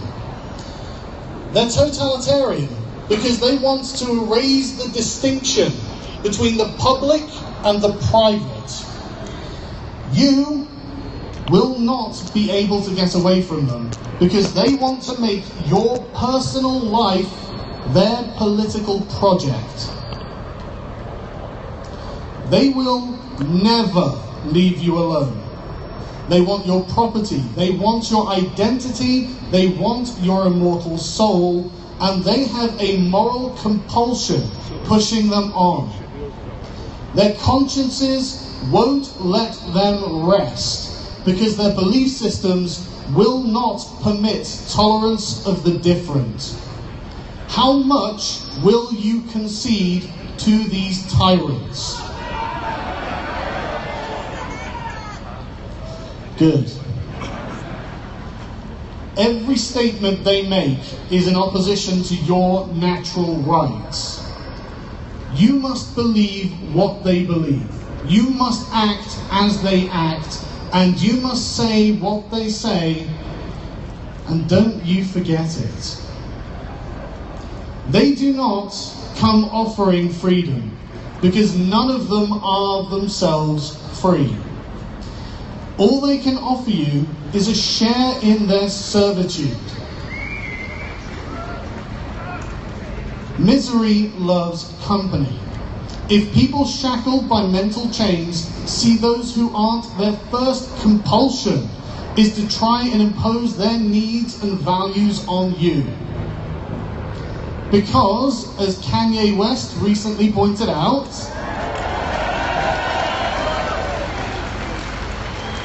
they choose their chains.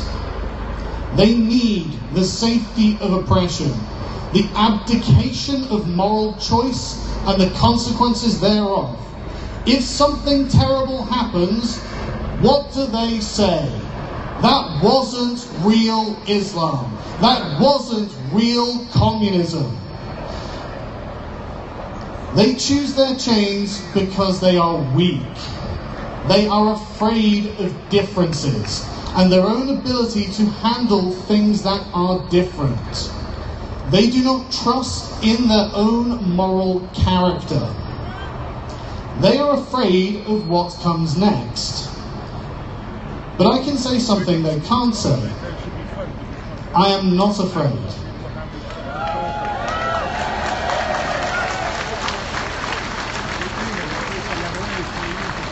Actually, given the size of this crowd, I'm fucking terrified. But in principle, I am free.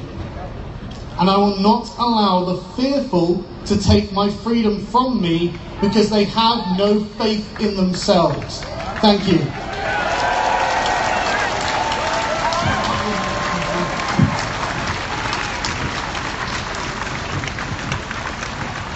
The next lad up, I usually, if I'm preparing to do interviews or go on people's shows, I have to do some preparation.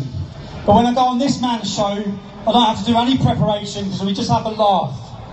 Gavin McInnes. Gavin off his head McInnes.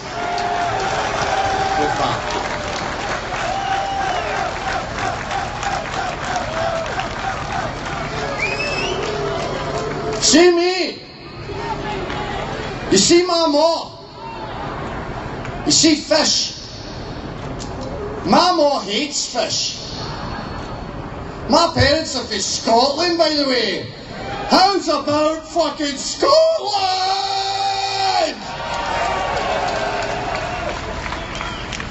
Run and you will live. But what would you give to come back to this day and fight against the fucking English? Am I right? See, my parents, they're fairly Gorbals and Pollock Shaws, and the thing about Scotland as a wee man is that I noticed people like a bit of patter. They like joking around. I remember I was running with my gran for the bus, and she finally caught the bus, and she says that the bus driver opens the door and he goes, "Just you keep running, hen, you're going to get doing what I do." Scotland is about making jokes, being offensive, being crude, and being rude. So, in about 1974,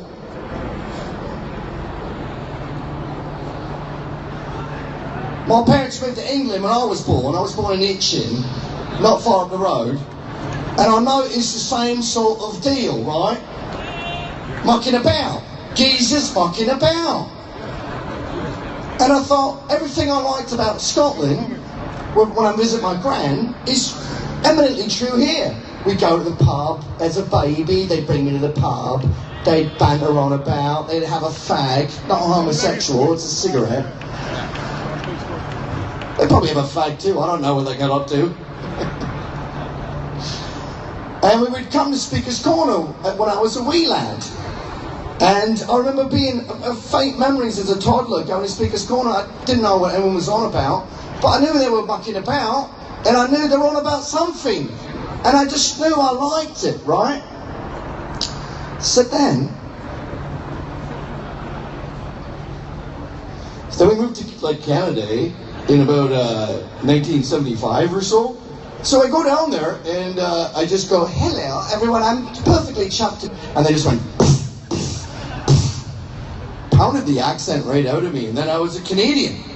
So I stay down there, right? And I'm like, this fucking rocks, and we're joking around. We came with a lot of Indians in the early 70s, right? And a lot of, you'd get beat up for an accent back then, and it was our way of sort of making everyone Canadian. And within a week, you're smoking a dart, and you're fucking fighting during hockey and all that, and fucking going to the fucking DOA concert and fucking slamming and shit. You got a 2-4 under your arm. And then I moved to America in the 90s. Yeah, boo. Boo it up. Oh, Uhuru, that's different. That is the Zimbabwean word for freedom, I believe. So then we're in America. And I've had a pretty good run here in the Western world, in Scotland and England and Canada and America. And I look back now and I think, what's happened to my culture? What happened to the West? We got a guy up here for Scotland who is arrested for teaching a pug to Sieg Heil. That's a fucking joke. And he likes to talk about how it's about context and everything. Fuck context. You can teach your dog to Sieg Heil, I don't care. It's none of my business. Fuck context. The beauty of Speaker's Corner is you just dig up the muck. Sunlight is the best disinfectant. Get it all out. Everyone can. We have a pedophile coming on next who's going to make the case about how babies are sexy. He's going to have a baby in lingerie up here. It's a very tricky argument to make, but we're going to let him. No, just kidding. We're not doing that. Fuck context. I don't care about context. What separates us from the rest of the other species? We talk to each other. We go, hey, cave friend, don't go near a saber-toothed tiger. It will eat you. And then that caveman goes, thanks for the story, pal. Mental note. Giant cats with huge fangs are bad news. We keep evolving. And now we're devolving with these new rules where we can't say certain things, we can't offend people. It's not just un-American or un-British or un-Scottish and Canadian. It's inhuman.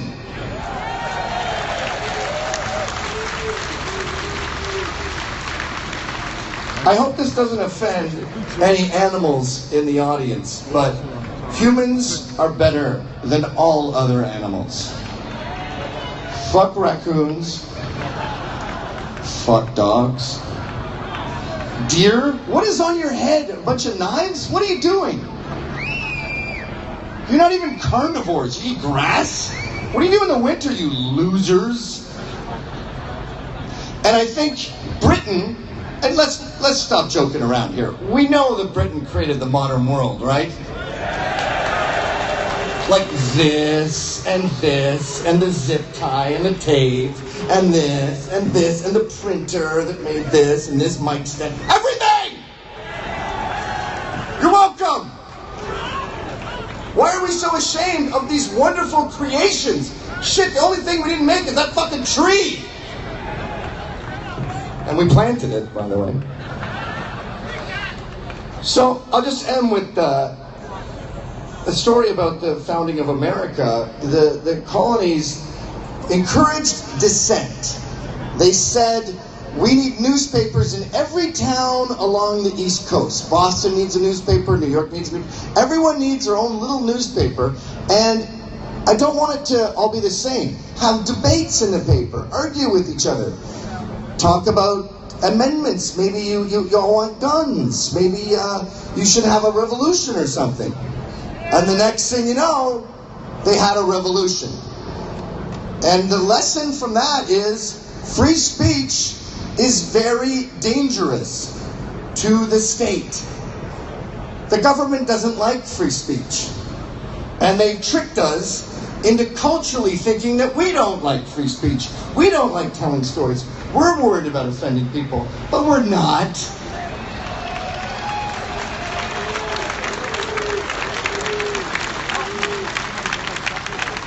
When you see people talk on TV, they sound like aliens. That's not how we talk in pubs. And the reason those two are different is because it's based on this assumption that we're homophobic or transphobic or racist, blah, blah.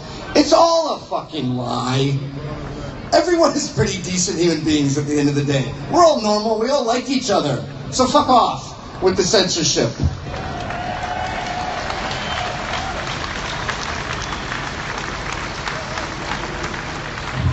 And here's another problem with it.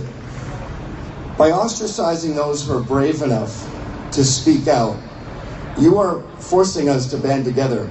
I'm hanging out back here with trannies, homosexuals, and fucking soccer hooligans. All they do is say sound all the time. Sound, sound, sound, sound, sound, sound, sound, sound, sound, sound. I don't understand them. Help. I want to rejoin the public. Just kidding, mice. Top daisies, sound, sound, sound. Look, we're at a point now where being a normal human being is considered radical. To talk in public the way you talk to your brother is considered radical. I don't know how we got here. I guess it's in the name of tolerance, but it's not who we are. It's not who we are as Scots. It's not who we are as Canadians. It's not who we are as English. It's not who we are as Americans. It's not who we are as human beings.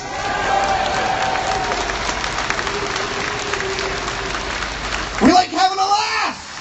Can we have a fucking laugh again? Can we be arrogant and rude and stupid? Can we wear a gaudy Hawaiian shirt and fart? You know, when people chant, USA, USA, they're really saying, we love the Western world, we love Canada, we love Scotland, we love Canada, we love Britain, we love England, we love Wales. We're not ashamed of inventing everything, and we want to have a laugh and have some fun. If there's one thing that defines Western culture, it's fun. That's the irony of this whole thing. We're out here on stage defending fun. How is that a radical idea? When did having a laugh become radical? Well, I'll tell you what, I'm going to die to have a laugh.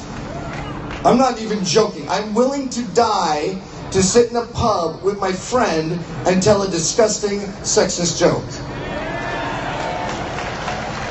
Good luck taking that away from me. With Molay, they say, good luck, come and get them, come and get my guns. You're not going to take my guns? I feel that way about jokes. Come and try to take my free speech.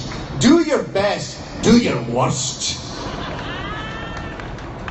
And I'll fucking bar you, so I will.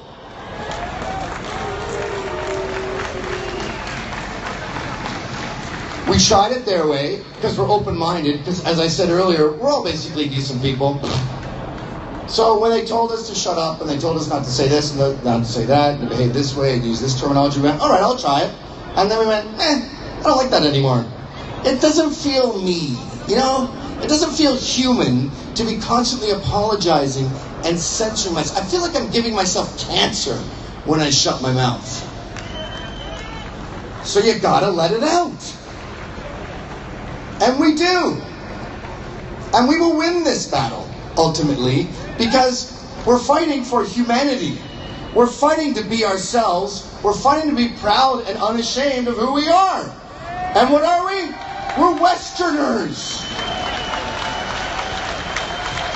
If you want to come here and you have those values, come on in. And if you'd like a part of the local pub, we'd love to have a pint with you. But if you want to tell us what to do, you can fuck off.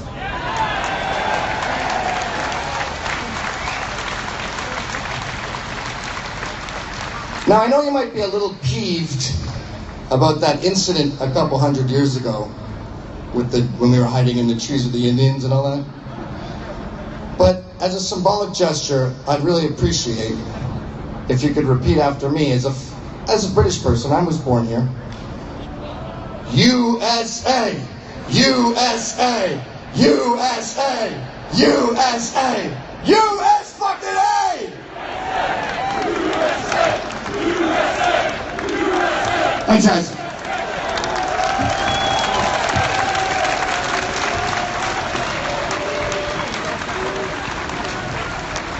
Now, unfortunately, the next guest can't be with us because she was arrested under counter-terrorism charges, held, detained and refused entry into our country. When you think about the people that we have coming into our country, the terrorists, the hate preachers, we have Pakistani preachers who are banned from preaching in Pakistan, touring our country in mosques.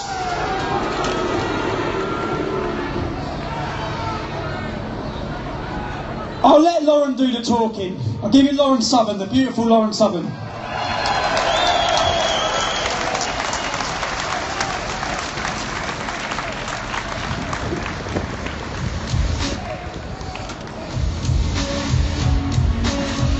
Hey everyone.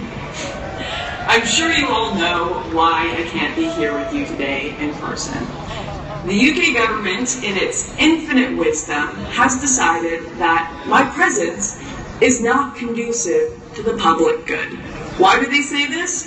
Well, this is because I handed out flyers a few months ago in Luton claiming that Allah is gay. I did this because the media and the establishment assured me that Islam was just like any other religion in the West. And rather than accepting that theory uncritically, I decided to test it. You see, the one thing that almost all religions in the West have in common is an ability to cope with the sneers and mockery of an increasingly secular culture. And this is not an endorsement of that mockery, but rather a badge of honor for these religions who uphold freedom of speech. It shows their compatibility with a society founded on the values of debate and free thought. They have all had their idols mocked, and they have learned to roll with the punches. But not Islam. All religions are equal, but it seems some religions are more equal than others. While Christianity can be spat on, mocked, and ridiculed, the UK government derives hate speech laws to protect Islam.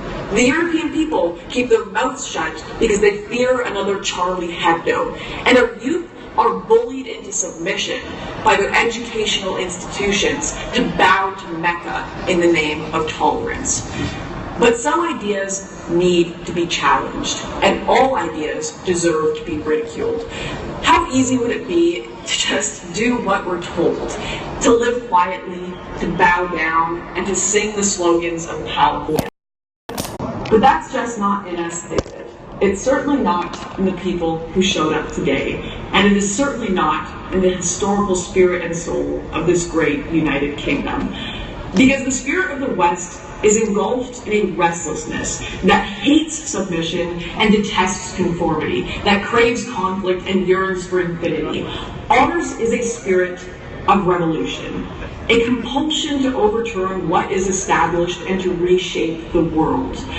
This revolutionary impulse is no longer an attribute or characteristic of the left, despite how progressives tout that it's their cornerstone to this day, but it is now one of the right, of conservatives, of libertarians, and even classical liberals. And what better word than the Latin word for a turnaround? We've gone too far down this path of insanity into a clown world that no longer upholds morality or even reality. It's about time we spun on our heels.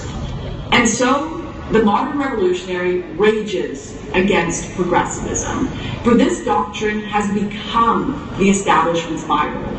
And with its actualization comes stagnancy and decay. We are in a unique position to witness this changing paradigm, to see that perhaps intolerance and narrow-mindedness were never inherent characteristics of the right or the left, but are instead characteristics of humans in positions of power. Power which enables us to ignore perspectives that challenge our worldview and to shut down those who try to disrupt the status quo. And as that pendulum swings back and forth, as it historically has for ages, how easy would it be for us to flatter ourselves when the winds blow in our favor? How easy would it be to forget our skepticism of established ideas and our respect for the embattled pioneer? I know that today many of us work in the process of swinging that pendulum back, But I pray that when we do, we have the maturity to remember the lessons we learned from the margins, how power can cripple and how righteousness blinds. I hope we remain vigilant to our own fallibility and avoid the simplistic moralisms of these left-wing censorship organizations we see today. And I only end with this message of warning because I truly believe that we have a shot at winning back our voice, at winning back our freedoms. In fact, a once-in-a-lifetime opportunity. And like those brave past opponents of tyranny, we cannot afford to fail. The British politician Enoch Powell said of another immigration crisis, "All I know is that to see and not to speak would be the great betrayal." But there is a greater betrayal than this, and it is being perpetrated by today's establishment. It knows what we see, and because we see, it is determined that we do not speak. But ladies and gentlemen, today and all other days, we shall. We shall speak in Whitehall, we shall speak at Speaker's Corner, we shall speak in Paris, we shall speak in Brussels, we shall never be silent. And ladies and gentlemen, we shall never surrender. Wow! How great is Lauren Southern? How mad is it that she is not allowed into our country? And actually, the recording, when they arrested her, the police rang her dad, and her dad recorded the conversation. And they said she's been arrested under Section 7 of the Terrorism Act. But don't worry, we know she's not a terrorist. So you're admitting an abuse of power and law in order to stop people coming together. They know that she has the ability to make people listen. They know that. They don't want her in our country. They've done the same with Brittany Pettibone. The next character coming up, I've watched as he triggers everyone everywhere he goes. Milo.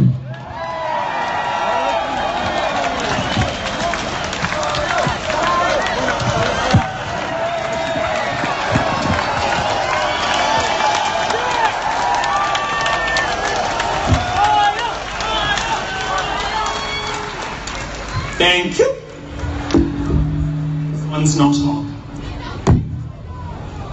Now I know what you're thinking. He's even better looking in person. It's not working, we'll just have to hold it. Now I may have been away for a while. I've been in America being really, really, really famous. But I haven't forgotten my roots. My hairdresser forgot my roots this morning. I haven't forgotten my roots, which is why I splashed out $4,000 on this Turnbull and Astor jacket for you. Now I shouldn't crow about money. Some of you will have read. I've had some financial difficulties recently. See the coverage about that? It's been a very humbling experience. I like to say I'm between billionaires at the moment. No, but it's been awful. We've had to put a deposit down on the cheap Lamborghini. The Huracan, can you imagine it? Yes, so hardship is relative. And to the Gizmodo and BuzzFeed reporters asking me how I go on, I will earn more this year than you will in your entire lifetime, so I do need a Lamborghini, but not that much. Now, today's not really about me, like the rest of my life. Today is about you, and with that in mind, there's some serious things to say. First of all, the intrepid speakers who have come on. You've got two guys left to hear from today, and I'm going to introduce them at the end. The speakers today have been through some harrowing ordeals. They've been through really bad shit in their defense of free speech. Count Dankula, do you fucking mind? They've been through some really bad stuff. Convicted of mocking Nazis on the internet. Count Dankula, Tommy, who cannot go anywhere without risking being attacked. Almost everybody who you'll hear from today has risked something. I too have risked something. I flew here in economy class. I know. You don't have to tell me. Next to some corpulent, snoring mother. Gavin McInnes, fired from every company he's ever started. Even I can't claim that. Now, you've shown courage in being here. You've risked opprobrium, you've risked censure, but you're braving the ridicule and the lies. Congratulations to you. You should be proud of being here, because showing up is no mean feat in the current environment. Now, of course, none of us here is genuinely far right, or none of the speakers you're hearing from qualify as that in my book. I'm glad you weren't put off by the name-calling in the press. For instance, I, as a gay half-Jew with a black husband, am, according to BuzzFeed, the closest thing to David Duke in journalism. I would never join the KKK. Mostly, things really don't show off your figure, and also because I'd have to get a sort of seasonal membership, since wearing white after Labor Day would get me even more ostracized from gay public life than I already am. And there's the whole I don't hate black people thing. Now, since the fake news media are here in abundance, let me address, and I hate to talk about myself, and I promise we'll get on to the good stuff in a minute, but let me address a few of the allegations, because I know it can be tough being a Milo fan sometimes. First of all, they call me an Islamophobe. Well, they couldn't be more wrong. Muslims and I have lots in common. We both think women should be never seen and never heard. We both throw massive tantrums when we don't get adequately coddled. And a Friday afternoon, I too can be found in a room full of sweaty, hairy men with my ass in the air, ululating in ecstasy. So you see, we have more in common than divides us. They say I hate women. Well, so do other women. One of the things they don't tell you when they write about this outburst, this supposed outburst of abuse and harassment on the internet, sexism in the workplace and in universities, it's all fucking women doing it. It's other girls, they forget to mention that. 9 times out of 10, when a woman is called a bitch, it's another girl doing it, or it's me. When I want to insult a woman, I do it to her face, or I do it from stage. For instance, Caroline Criado Perez is a worthless, brainless cunt.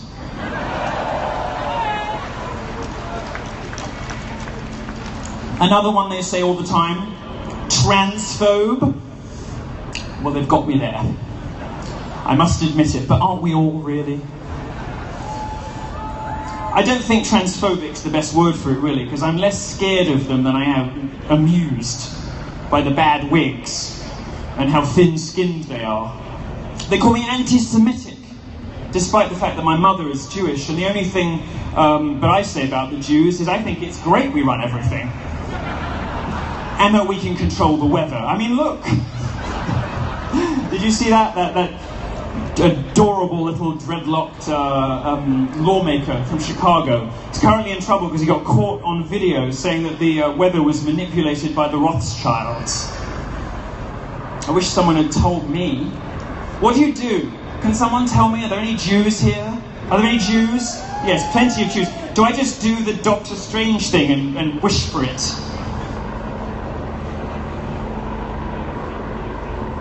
Nobody told them I was here. If only I'd known Jews had this kind of power, I'd have made it a bit cooler today.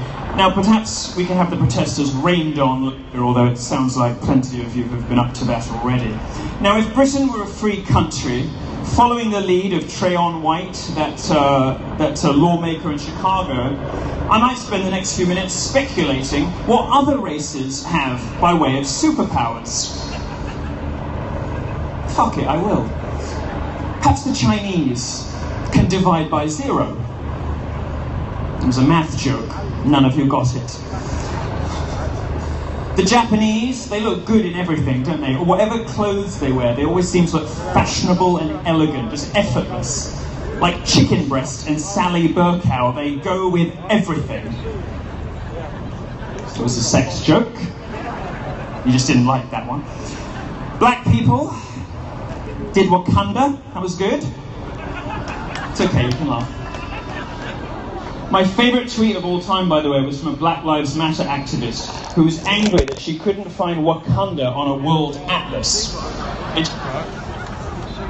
And she said that this was a typical example of how a white oppression erases people of colour from historical narratives. It's wonderful. She hadn't been that mad since they discovered that Tutankhamun had mostly European DNA and that the rest of the pharaohs were East Asian. We was kings. Thank you. And then, of course, there's white people. White, not supposed to, thank you. This is a politically correct, Guardian-approved booing. But white people have superpowers too. There's parliamentary democracy, capitalism, the rule of law, property rights, TV and radio, cars, light bulbs, the printing press, the internet, Shakespeare, Mozart, St. Peter's Basilica, and Kate Smurthwaite. We have to admit our mistakes too. I love my white privilege, don't you? I think it's wonderful, I bask in it. My white privilege enables me to be labelled defective by the media and by celebrities because of the colour of my skin. It allows me the pleasure of being told that because I'm white, I'm responsible for the sins of every white person in history, and that my life has been an effortless glide through the highest echelons of society. Well, let me tell you, it hasn't all been plain sailing. There were years we couldn't heat the pool. Ordinary people like us hate to play the victim, because we know that playing the victim is what the left does, using their confected grievances and imaginary victimhood and spinning it into social capital. But there's no shame in occasionally pointing out when you are actually the victim of something. Outrage, the word outrage, has been sort of ruined by Twitter. We associate it with lies. But outrage, properly understood, is a normal human reaction to injustice. And everybody here, by dint of what you believe, because you think that people should be able to speak freely, because you think that ideas are more important than skin colour, because you like your country, you are the victims of injustice. Your supposed white privilege enables you to be actively discriminated against in university applications because your life is just so fucking great. And if you're one of the many minority members here, you are kicked and spat at, called an Uncle Tom, pathologized because you have the wrong opinions for your identity, which is arguably way worse.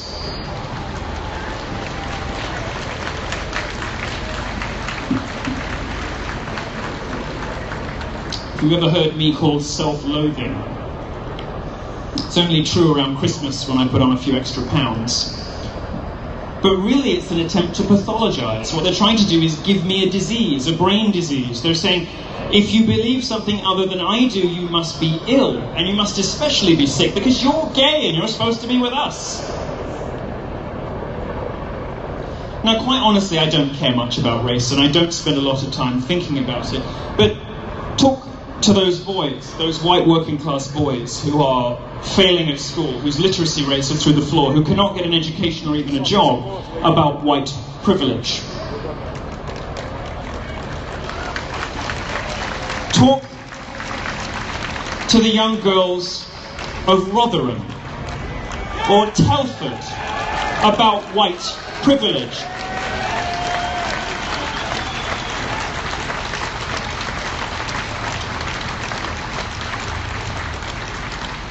I, in fact, have a strictly no whites policy in common with the BBC, but mine is restricted to my bedroom.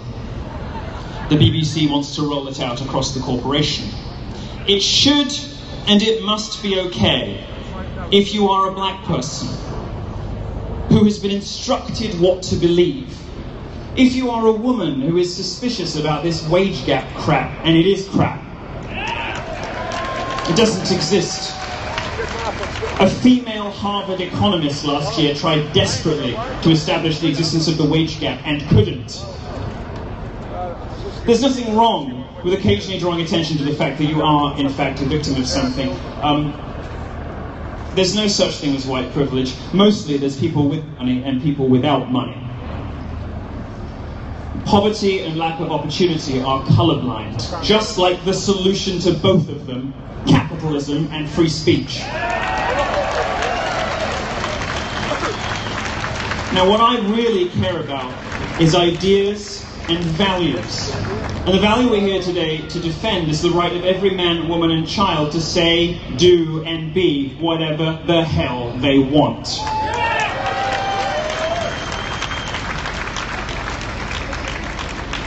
This is your moment. This is your Woodstock. This is the thing that nobody ever thought could happen. Thousands upon thousands of people gathering in the centre of London from all political persuasions, genders, ideologies, orientations, and skin colours. Drag queens, for fuck's sake. What are you guys doing listening to drag queens? This is the coalition the left has created. This is the coalition that the left is responsible for, and, by the way, some establishment conservatives too, by endlessly bending to their demands. Nothing is more disappointing to me than the horror of the current state of the Spectator magazine, which was the last bastion of common sense, and now publishes Matthew Paris. The elites are not going to help you. Where were the comedians in Britain when a YouTuber was threatened with imprisonment for telling a joke? Frankie Boyle's entire career is based on pissing people off. Not for some higher moral purpose, but because he gets off on it. And I know what he means. Where the fuck was he? Where has the Conservative Party in this country been when people expressing ordinary right-wing points of view, respectable, reasonable opinions, have become expelled from public life, chased from the BBC, invited only on as cranks and crackpots against 3 liberals, including, of course, the host?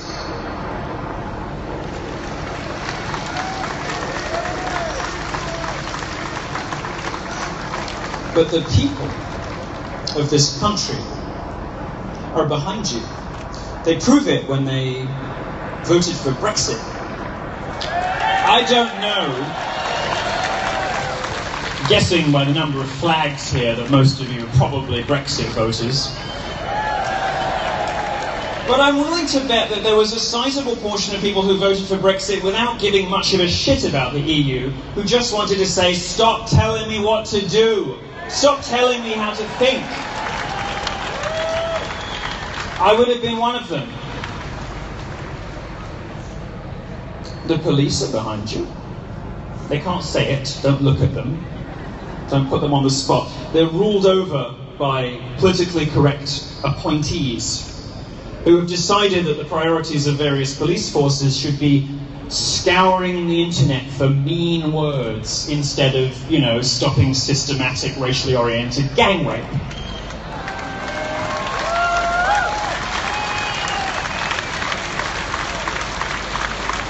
Of course, the army and the armed forces are heroes, people who fight for our freedoms while watching. Can you imagine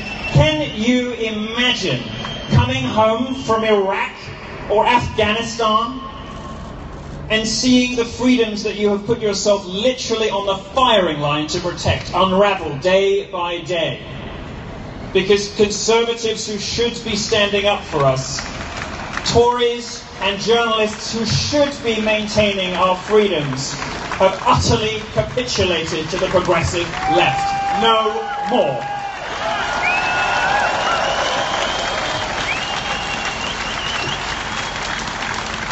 Most importantly, thank you, Pumpkin.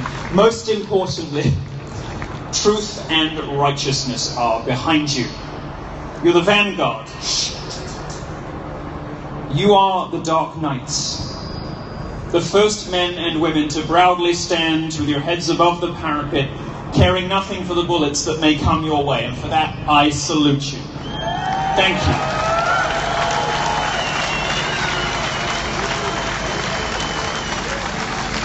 Defending free expression is not, by the way, code for permitting racism. This is not a secret plan to encourage the growth of bigotry. I don't want everyone telling horrendous jokes about racial minorities. My friend Gavin would be out of a job.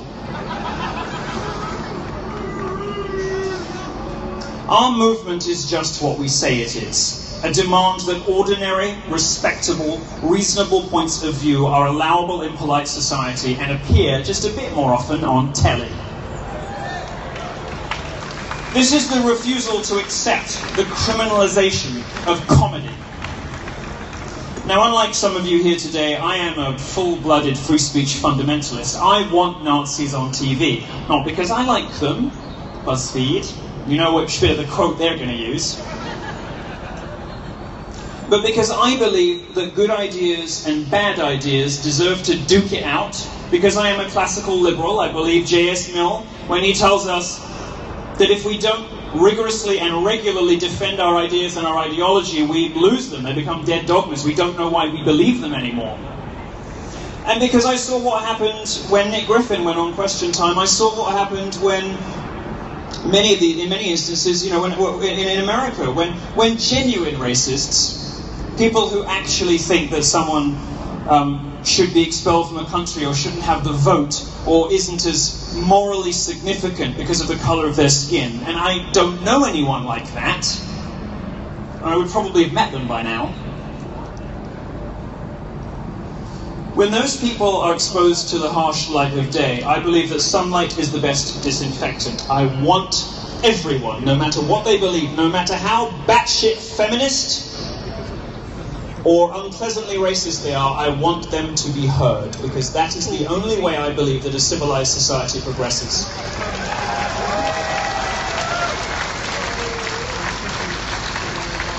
The left can't win on arguments, so they have to win with intimidation and bullying. They have to win with other tactics, but I want people to see everybody. The more people tune into Kathy Newman, the more guaranteed a Conservative majority is forever. So yes, we're all lied about as a way of making us unpalatable and of driving us from public view, but the dam is breaking, and this is it.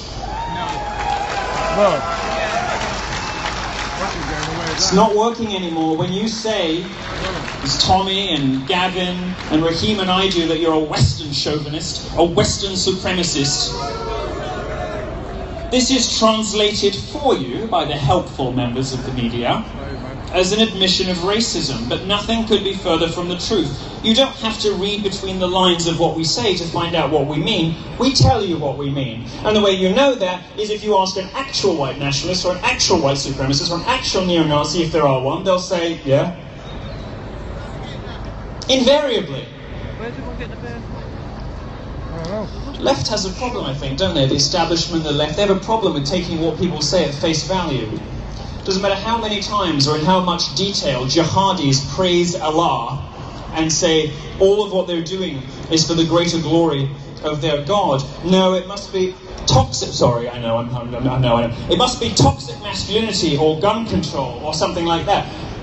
The Pulse nightclub shooter who killed 49 gays and hurt another 50, they lied about and said he was gay. They said it was repressed self-loathing. No evidence whatsoever for that. We think the West is the best. You guys love your queen. And you don't mind that lady in Buckingham Palace either. Who the hell wouldn't be proud to be British? I mean, I wavered for a bit, but coming back here and realising there's hope. No. It should be okay to say that our values are the best and that others are inferior. I don't hate anybody for their faith, even if I think that faith is structurally unsound and they're an idiot for believing it. But I should be able at least to point out the hypocrisy of liberals who say they support women and homosexuals while at the same time mollycoddling and pandering to a belief system that wants me dead. The world does not conform to the universe painted by The Guardian and the BBC. I don't know how much black dick I have to suck before BuzzFeed stops calling me a white nationalist. I think the answer is a lot more. Happy to. But do you know why they lie at you? They lie to you, rather, about you, lie in general. And then I must go because I'm running late, I'm sorry. They lie about you because they're afraid. They lie about you because they're scared. They lie about you because they know they're about to lose. They're like a dog in the corner of a room, close to death, almost kicked to death. That's when they're the most vicious. That's when they're the most dangerous. That's when they resort to violence and nothing else. Back to the left today, they know they're about to lose. And the next 30 years is going to be a glorious, shitlord-filled explosion of political incorrectness. It is going to be a bright, beautiful, fabulous future of people saying what they actually believe instead of what they're supposed to. They are afraid of us, and they should be.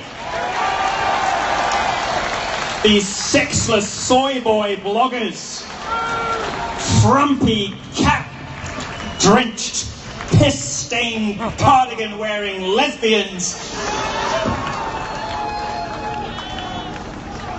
In a future imagined by BuzzFeed, it is not The Handmaid's Tale with women swinging from these buildings. It is you. And we cannot allow it. If we lose Europe, we lose everything. Some politicians are getting our message. At the end of this month, I'm going at the invitation of the Orbán government to speak in Budapest in Hungary. Any politician, I'm going, I'm sorry, I'm being dragged off. Any politician brave or stupid enough to invite me is clearly seen what the rest of us have seen. Be what you want, do what you want, say what you want, and never lose your conscience. Always stand by your principles, and they will crumble. Thank you very much. God bless, thank you. Now, allow me to introduce a man who learned everything from me. No, I'm just kidding. It is the indefatigable and awesome, and you should have seen that Sky clip of him. He's incredible. He is your greatest defender in British media. Very proud to call him a friend. Please welcome Raheem Kassab. All right, we're going to keep it brief. You guys have been here a long time, and we're so grateful. By the way, Milo was great. I love a good fag break. Come on. All right, come on. We're all waiting for Tommy, aren't we? Are you going to sing it or what?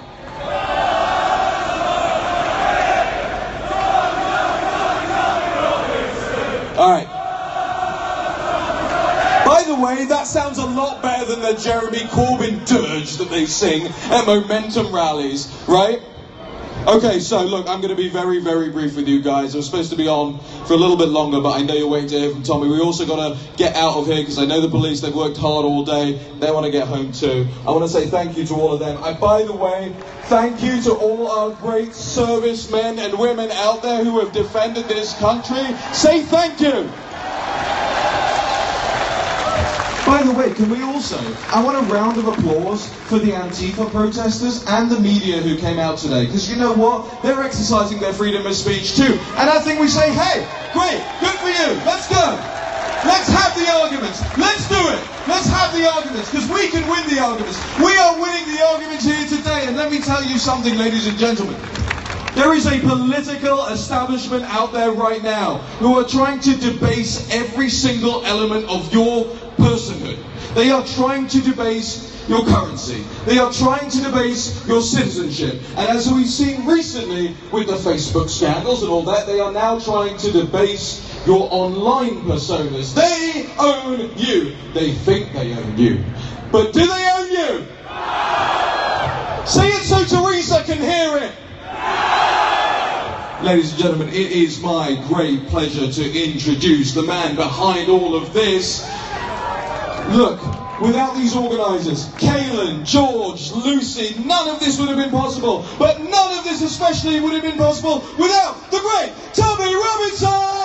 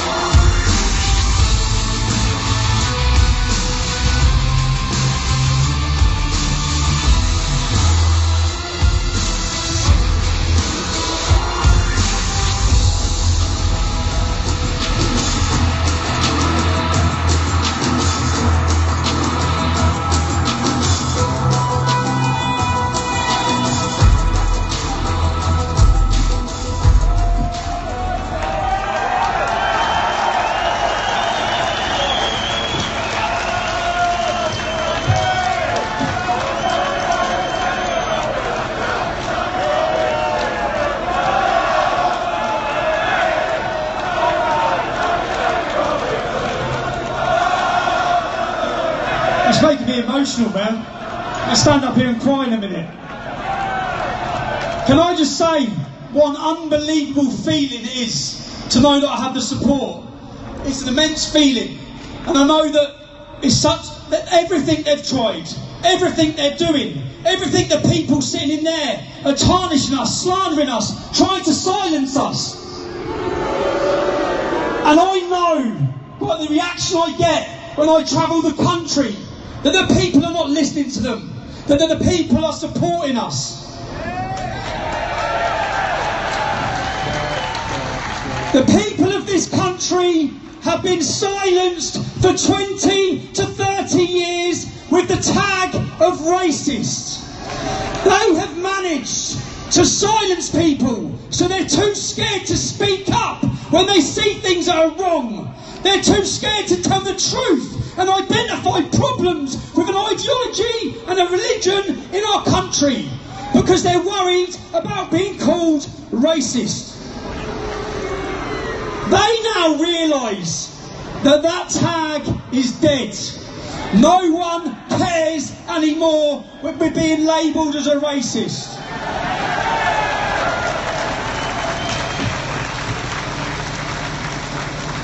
So they've now introduced their new term, hate speech.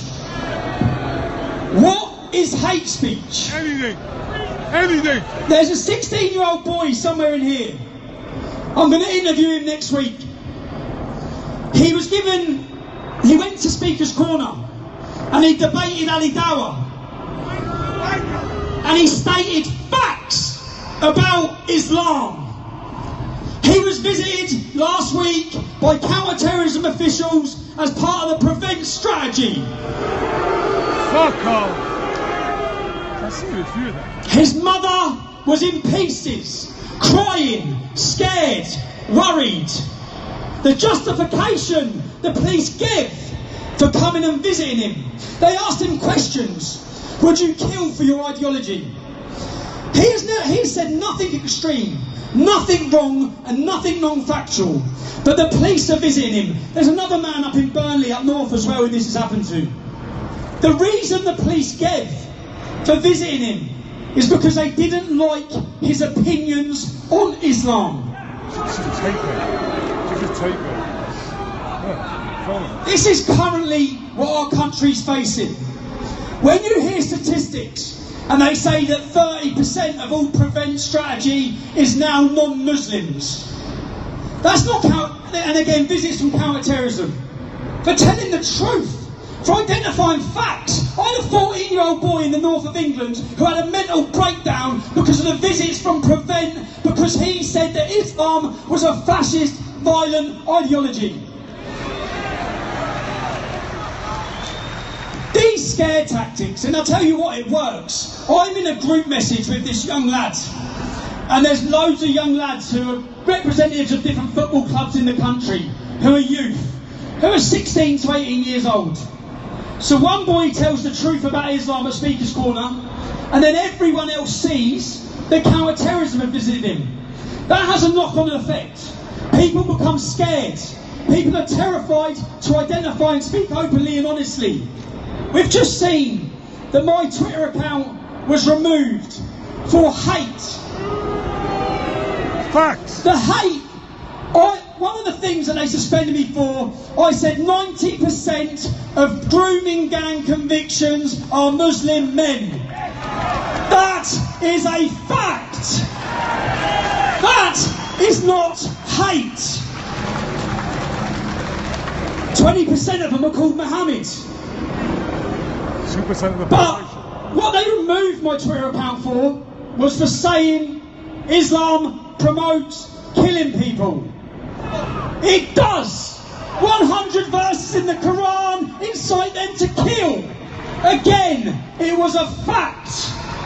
Now, when you see the news reports, this is where we can't be fooled.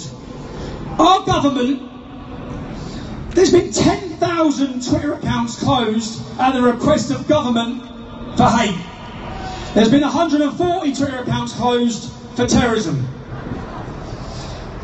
Hamas are a prescribed terrorist organisation. They have a Twitter account. Hezbollah are a proscribed terrorist organisation. They have a Twitter account. So this is not about rules or regulations or breaching any of their rules. This is about silencing and stopping. Silencing people like me.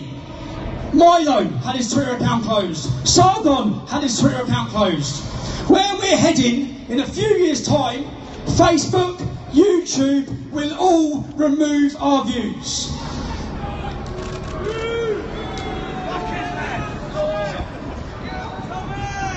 And if we're to do anything about it, and it has to be so, there's a video of Yvette Cooper, a Labour politician. She's sitting down with the CEOs of YouTube talking about why my videos are being promoted. This is government interference with private companies to remove certain people's views, which is fascism. Now, Twitter are a private company, so they can remove you if they want. What I want to do is I'm going to take Twitter to court.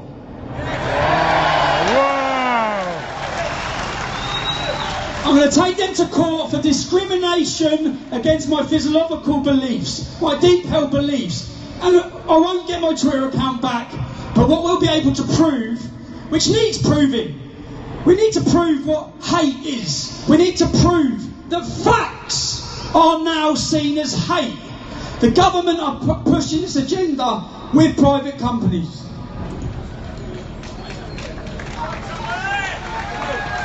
And I'm triggered about my Twitter account still. I deleted my life to concentrate on Twitter. We'll all be there soon. We'll all be there soon. We all will be there. That's what people need to understand. This is a start.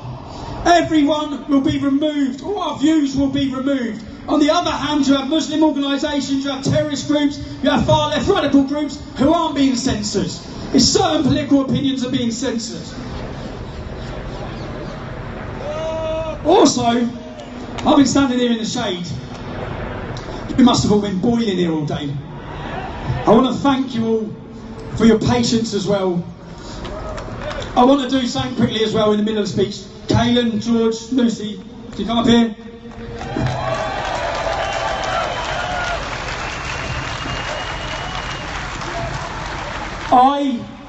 I'll be honest, you see all this, you see the organisation for all this, the videos,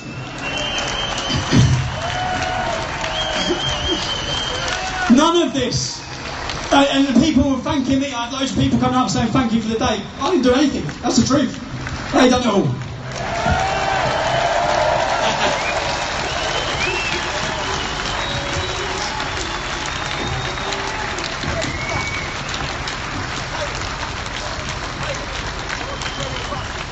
We have, for years, the media, is a mainstream media here? No. The great thing is no one trusts them. No one's reading them, no one's listening to them. Who watches the news? People are now searching for their alternative media. And that's what we want to do. And with the team, we want to bring people real stories.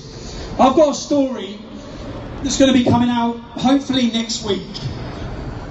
3 young boys were run over. I'm going to get emotional.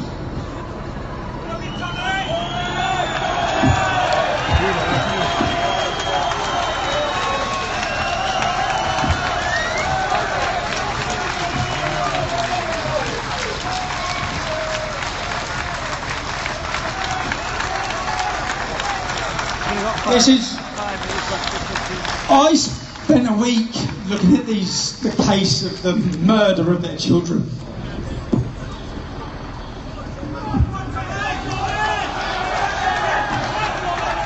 Thank you. Thank you. Thank you for Tommy for having the balls to report on our story, because no one else has. We're speaking about Josh, Harry and George, who were murdered in Shepperton Lane, Hayes. And this has been covered up by the Met Police and the CPS. Exactly, thank you. We're speaking out because we're not afraid to speak out. We went to Speaker's Corner last Saturday. A Royal Park officer came straight up to me and asked me if I was the organiser of the event. I said, we're just here to speak out about our children. We had this flag. He told me this flag and our balloons could be offensive to certain people. I said, offensive to who? That I'm in Britain, they're not offensive to me, are they? Is that offensive to you? No. Are they going to be waving British flags at the royal wedding? Exactly. So amongst us, we have 35,000 people who hate us, who want to hurt us, who want to kill us. Our poor children has become part of that now. And Theresa May, if you can hear me, if you don't have the guts or the balls to get rid of them, stick me in 10 Downing Street, because I'll do it for you. Yes. We are not afraid. Yes. So thank you again for Tommy for letting us up here and saying our little bit for now. The video's going to come out and you can see more. We don't just want justice for Josh, Harry and George, we want justice for every British person. We've had enough.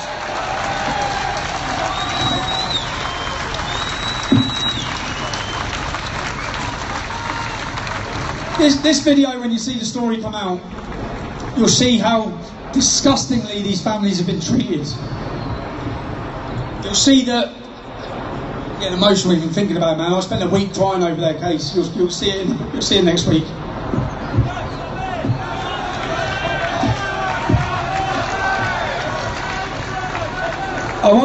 People have come here from all over the country.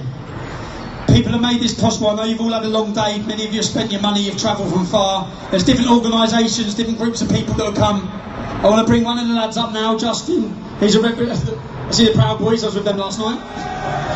Justin from the Democratic Football Lads Alliance. Just say a few words to say thank you to everyone who's come on their part.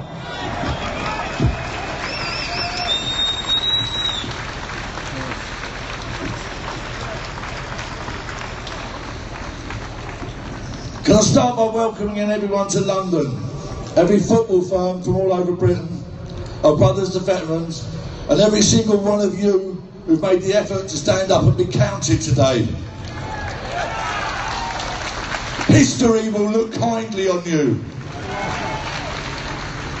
In years to come, people will look back and ask, why didn't we listen to them sooner? We are all taking part in a race against time. Our goal is to educate people before it's too late. Our opposition are those who seek to suffocate freedom of speech. Since 1979, Saudi Arabia have been buying our oxygen, our media, telling us all what to think. The prejudicial bias that runs through our mainstream media, coupled with the perverse political correctness, is a cancer that is spreading through our society. This disease allows the paid-off councils, CPS, police and government to trouser their backhanders, while our children are brainwashed, raped and killed. Successive governments have depleted and neglected our armed forces. Over 7,000 veterans sleep rough on the streets of Britain every day. Our border agency is not fit for purpose. All are welcome to the promised land. Last one in, close the gate behind you. And you don't see any of them sleeping rough.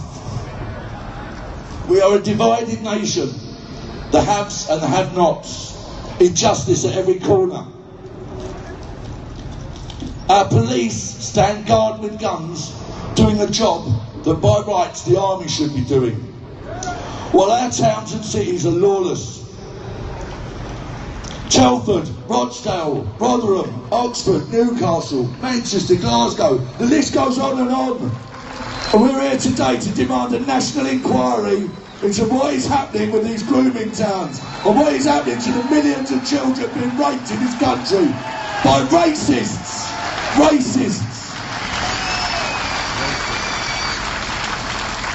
Private security firms police our communities, doing jobs we pay our police to do. What price do our corrupt councils put on our children's lives? I look out here today and I can see thousands of people who you can't be bought. You all need to come to Manchester on the 2nd of June because our children's lives may very well depend on it. We're the DFLA, and together, all of us here, together, are stronger. Ladies and gentlemen, get home safely. Alright, I'm going to sign off in a minute. I'm going to Speaker's Corner then. So I'll pop up again in about, I would say, half an hour. Now, the country I thought I lived in prior to 2009, and the freedoms I thought we had, and the learning curve I've gone on since 2009, we live in a post-free speech era. There's no pretending it. We don't have free speech. Everyone talks about free speech. We have no right to free speech in the UK. Does anyone really feel free saying their opinions? Do they feel free with your bosses at work? Most people have to hide the fact that they even come to these demonstrations. That's not freedom. We should be free to criticise whatever we want. We're being lied to, we're being deceived. When you go back through British history, you go back through British leaders, you go back through our clergy, our military leaders, our politicians, Sir William Gladstone, Winston Churchill, they always told the truth about Islam. The truth that Islam is a warlike religion. It is fascist, it is violent. Only in the last 30, 40 years are we being fed a lie. You know the term, Islam is a religion of peace. You try and find that in the history books. You won't find that term. That was brought out after September 11th when George Bush lied to the world. Never before have people been deceived so bad. We have let an ideology into our country to gain control of towns and cities, to infiltrate our government, to run as mayors in our capital city. All under the guise and the lie. They're taking our children to mosques. They're in the education system. They're lying. And when it turns, because it will turn in Europe, it will turn in England, and when it will turn so quick that everyone will start speaking openly and honestly. Everyone will identify the problem with it. If you look at Austria, since Austria elected a right-wing government, a government who identify Islam as a problem, the major celebrities and singers in that country are all now telling the truth about Islam. We know what people think. We know people are aware of the problem, but no one says it. And if I say one message to everyone, then start small. Everyone tell the truth. Speak openly, speak honestly. Speak about Islam.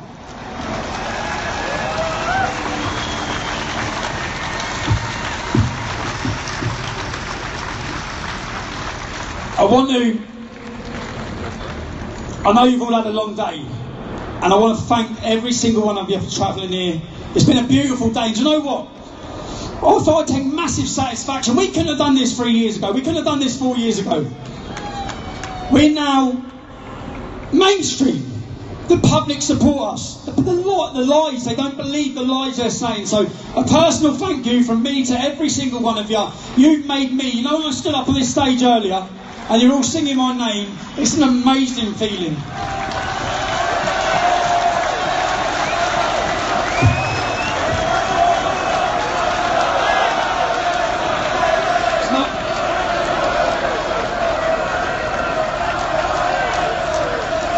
I know you've all got your British flags out, yeah? I now want to invite all the speakers from today to come up on the stage. Can all the speakers come up today? And Heidi.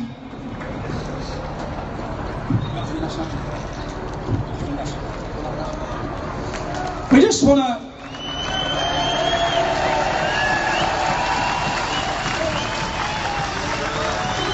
And I'll say it again one more time. I want to thank George, Kaylin and Lucy, because I had some family issues over the last 2 weeks. My head was not on this at all. And this wouldn't have happened without them. And...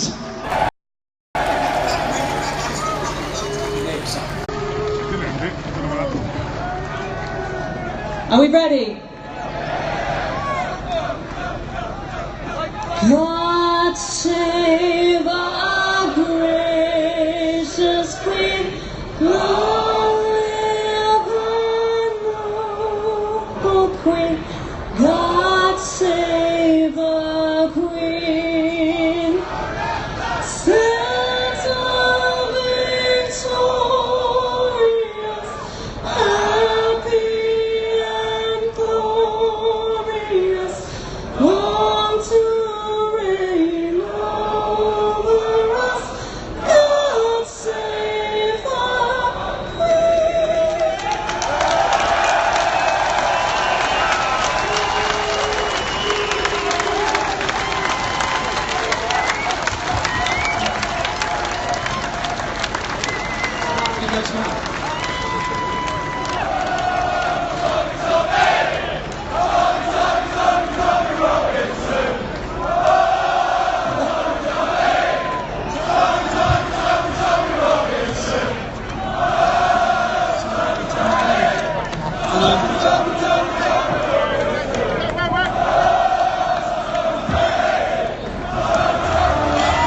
It's overwhelming.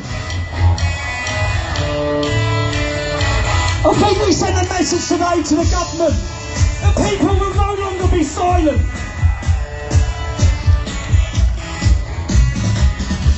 But we're partying outside Theresa May's house. Brilliant. We rocked up with thousands of people outside Theresa May's house.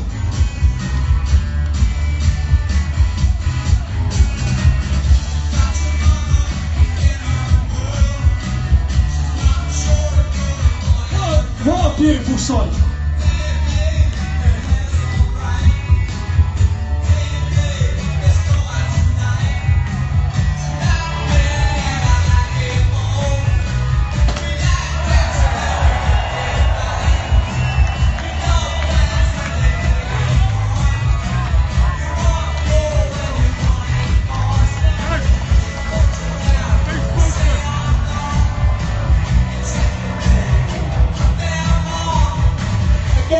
Just a thank you to everybody for coming, man.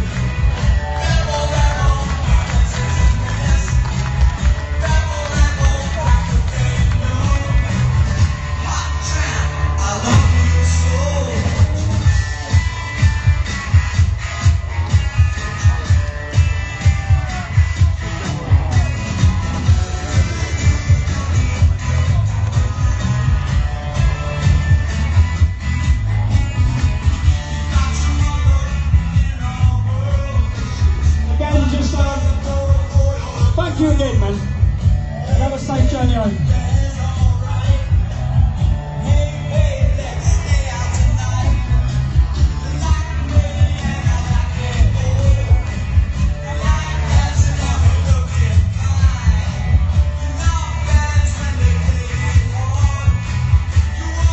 Okay, I'm going to go away. I'm going to speaker's corner. I'm coming straight back. Taking about half hour to get to speaker's corner, maybe an hour tops. Alright?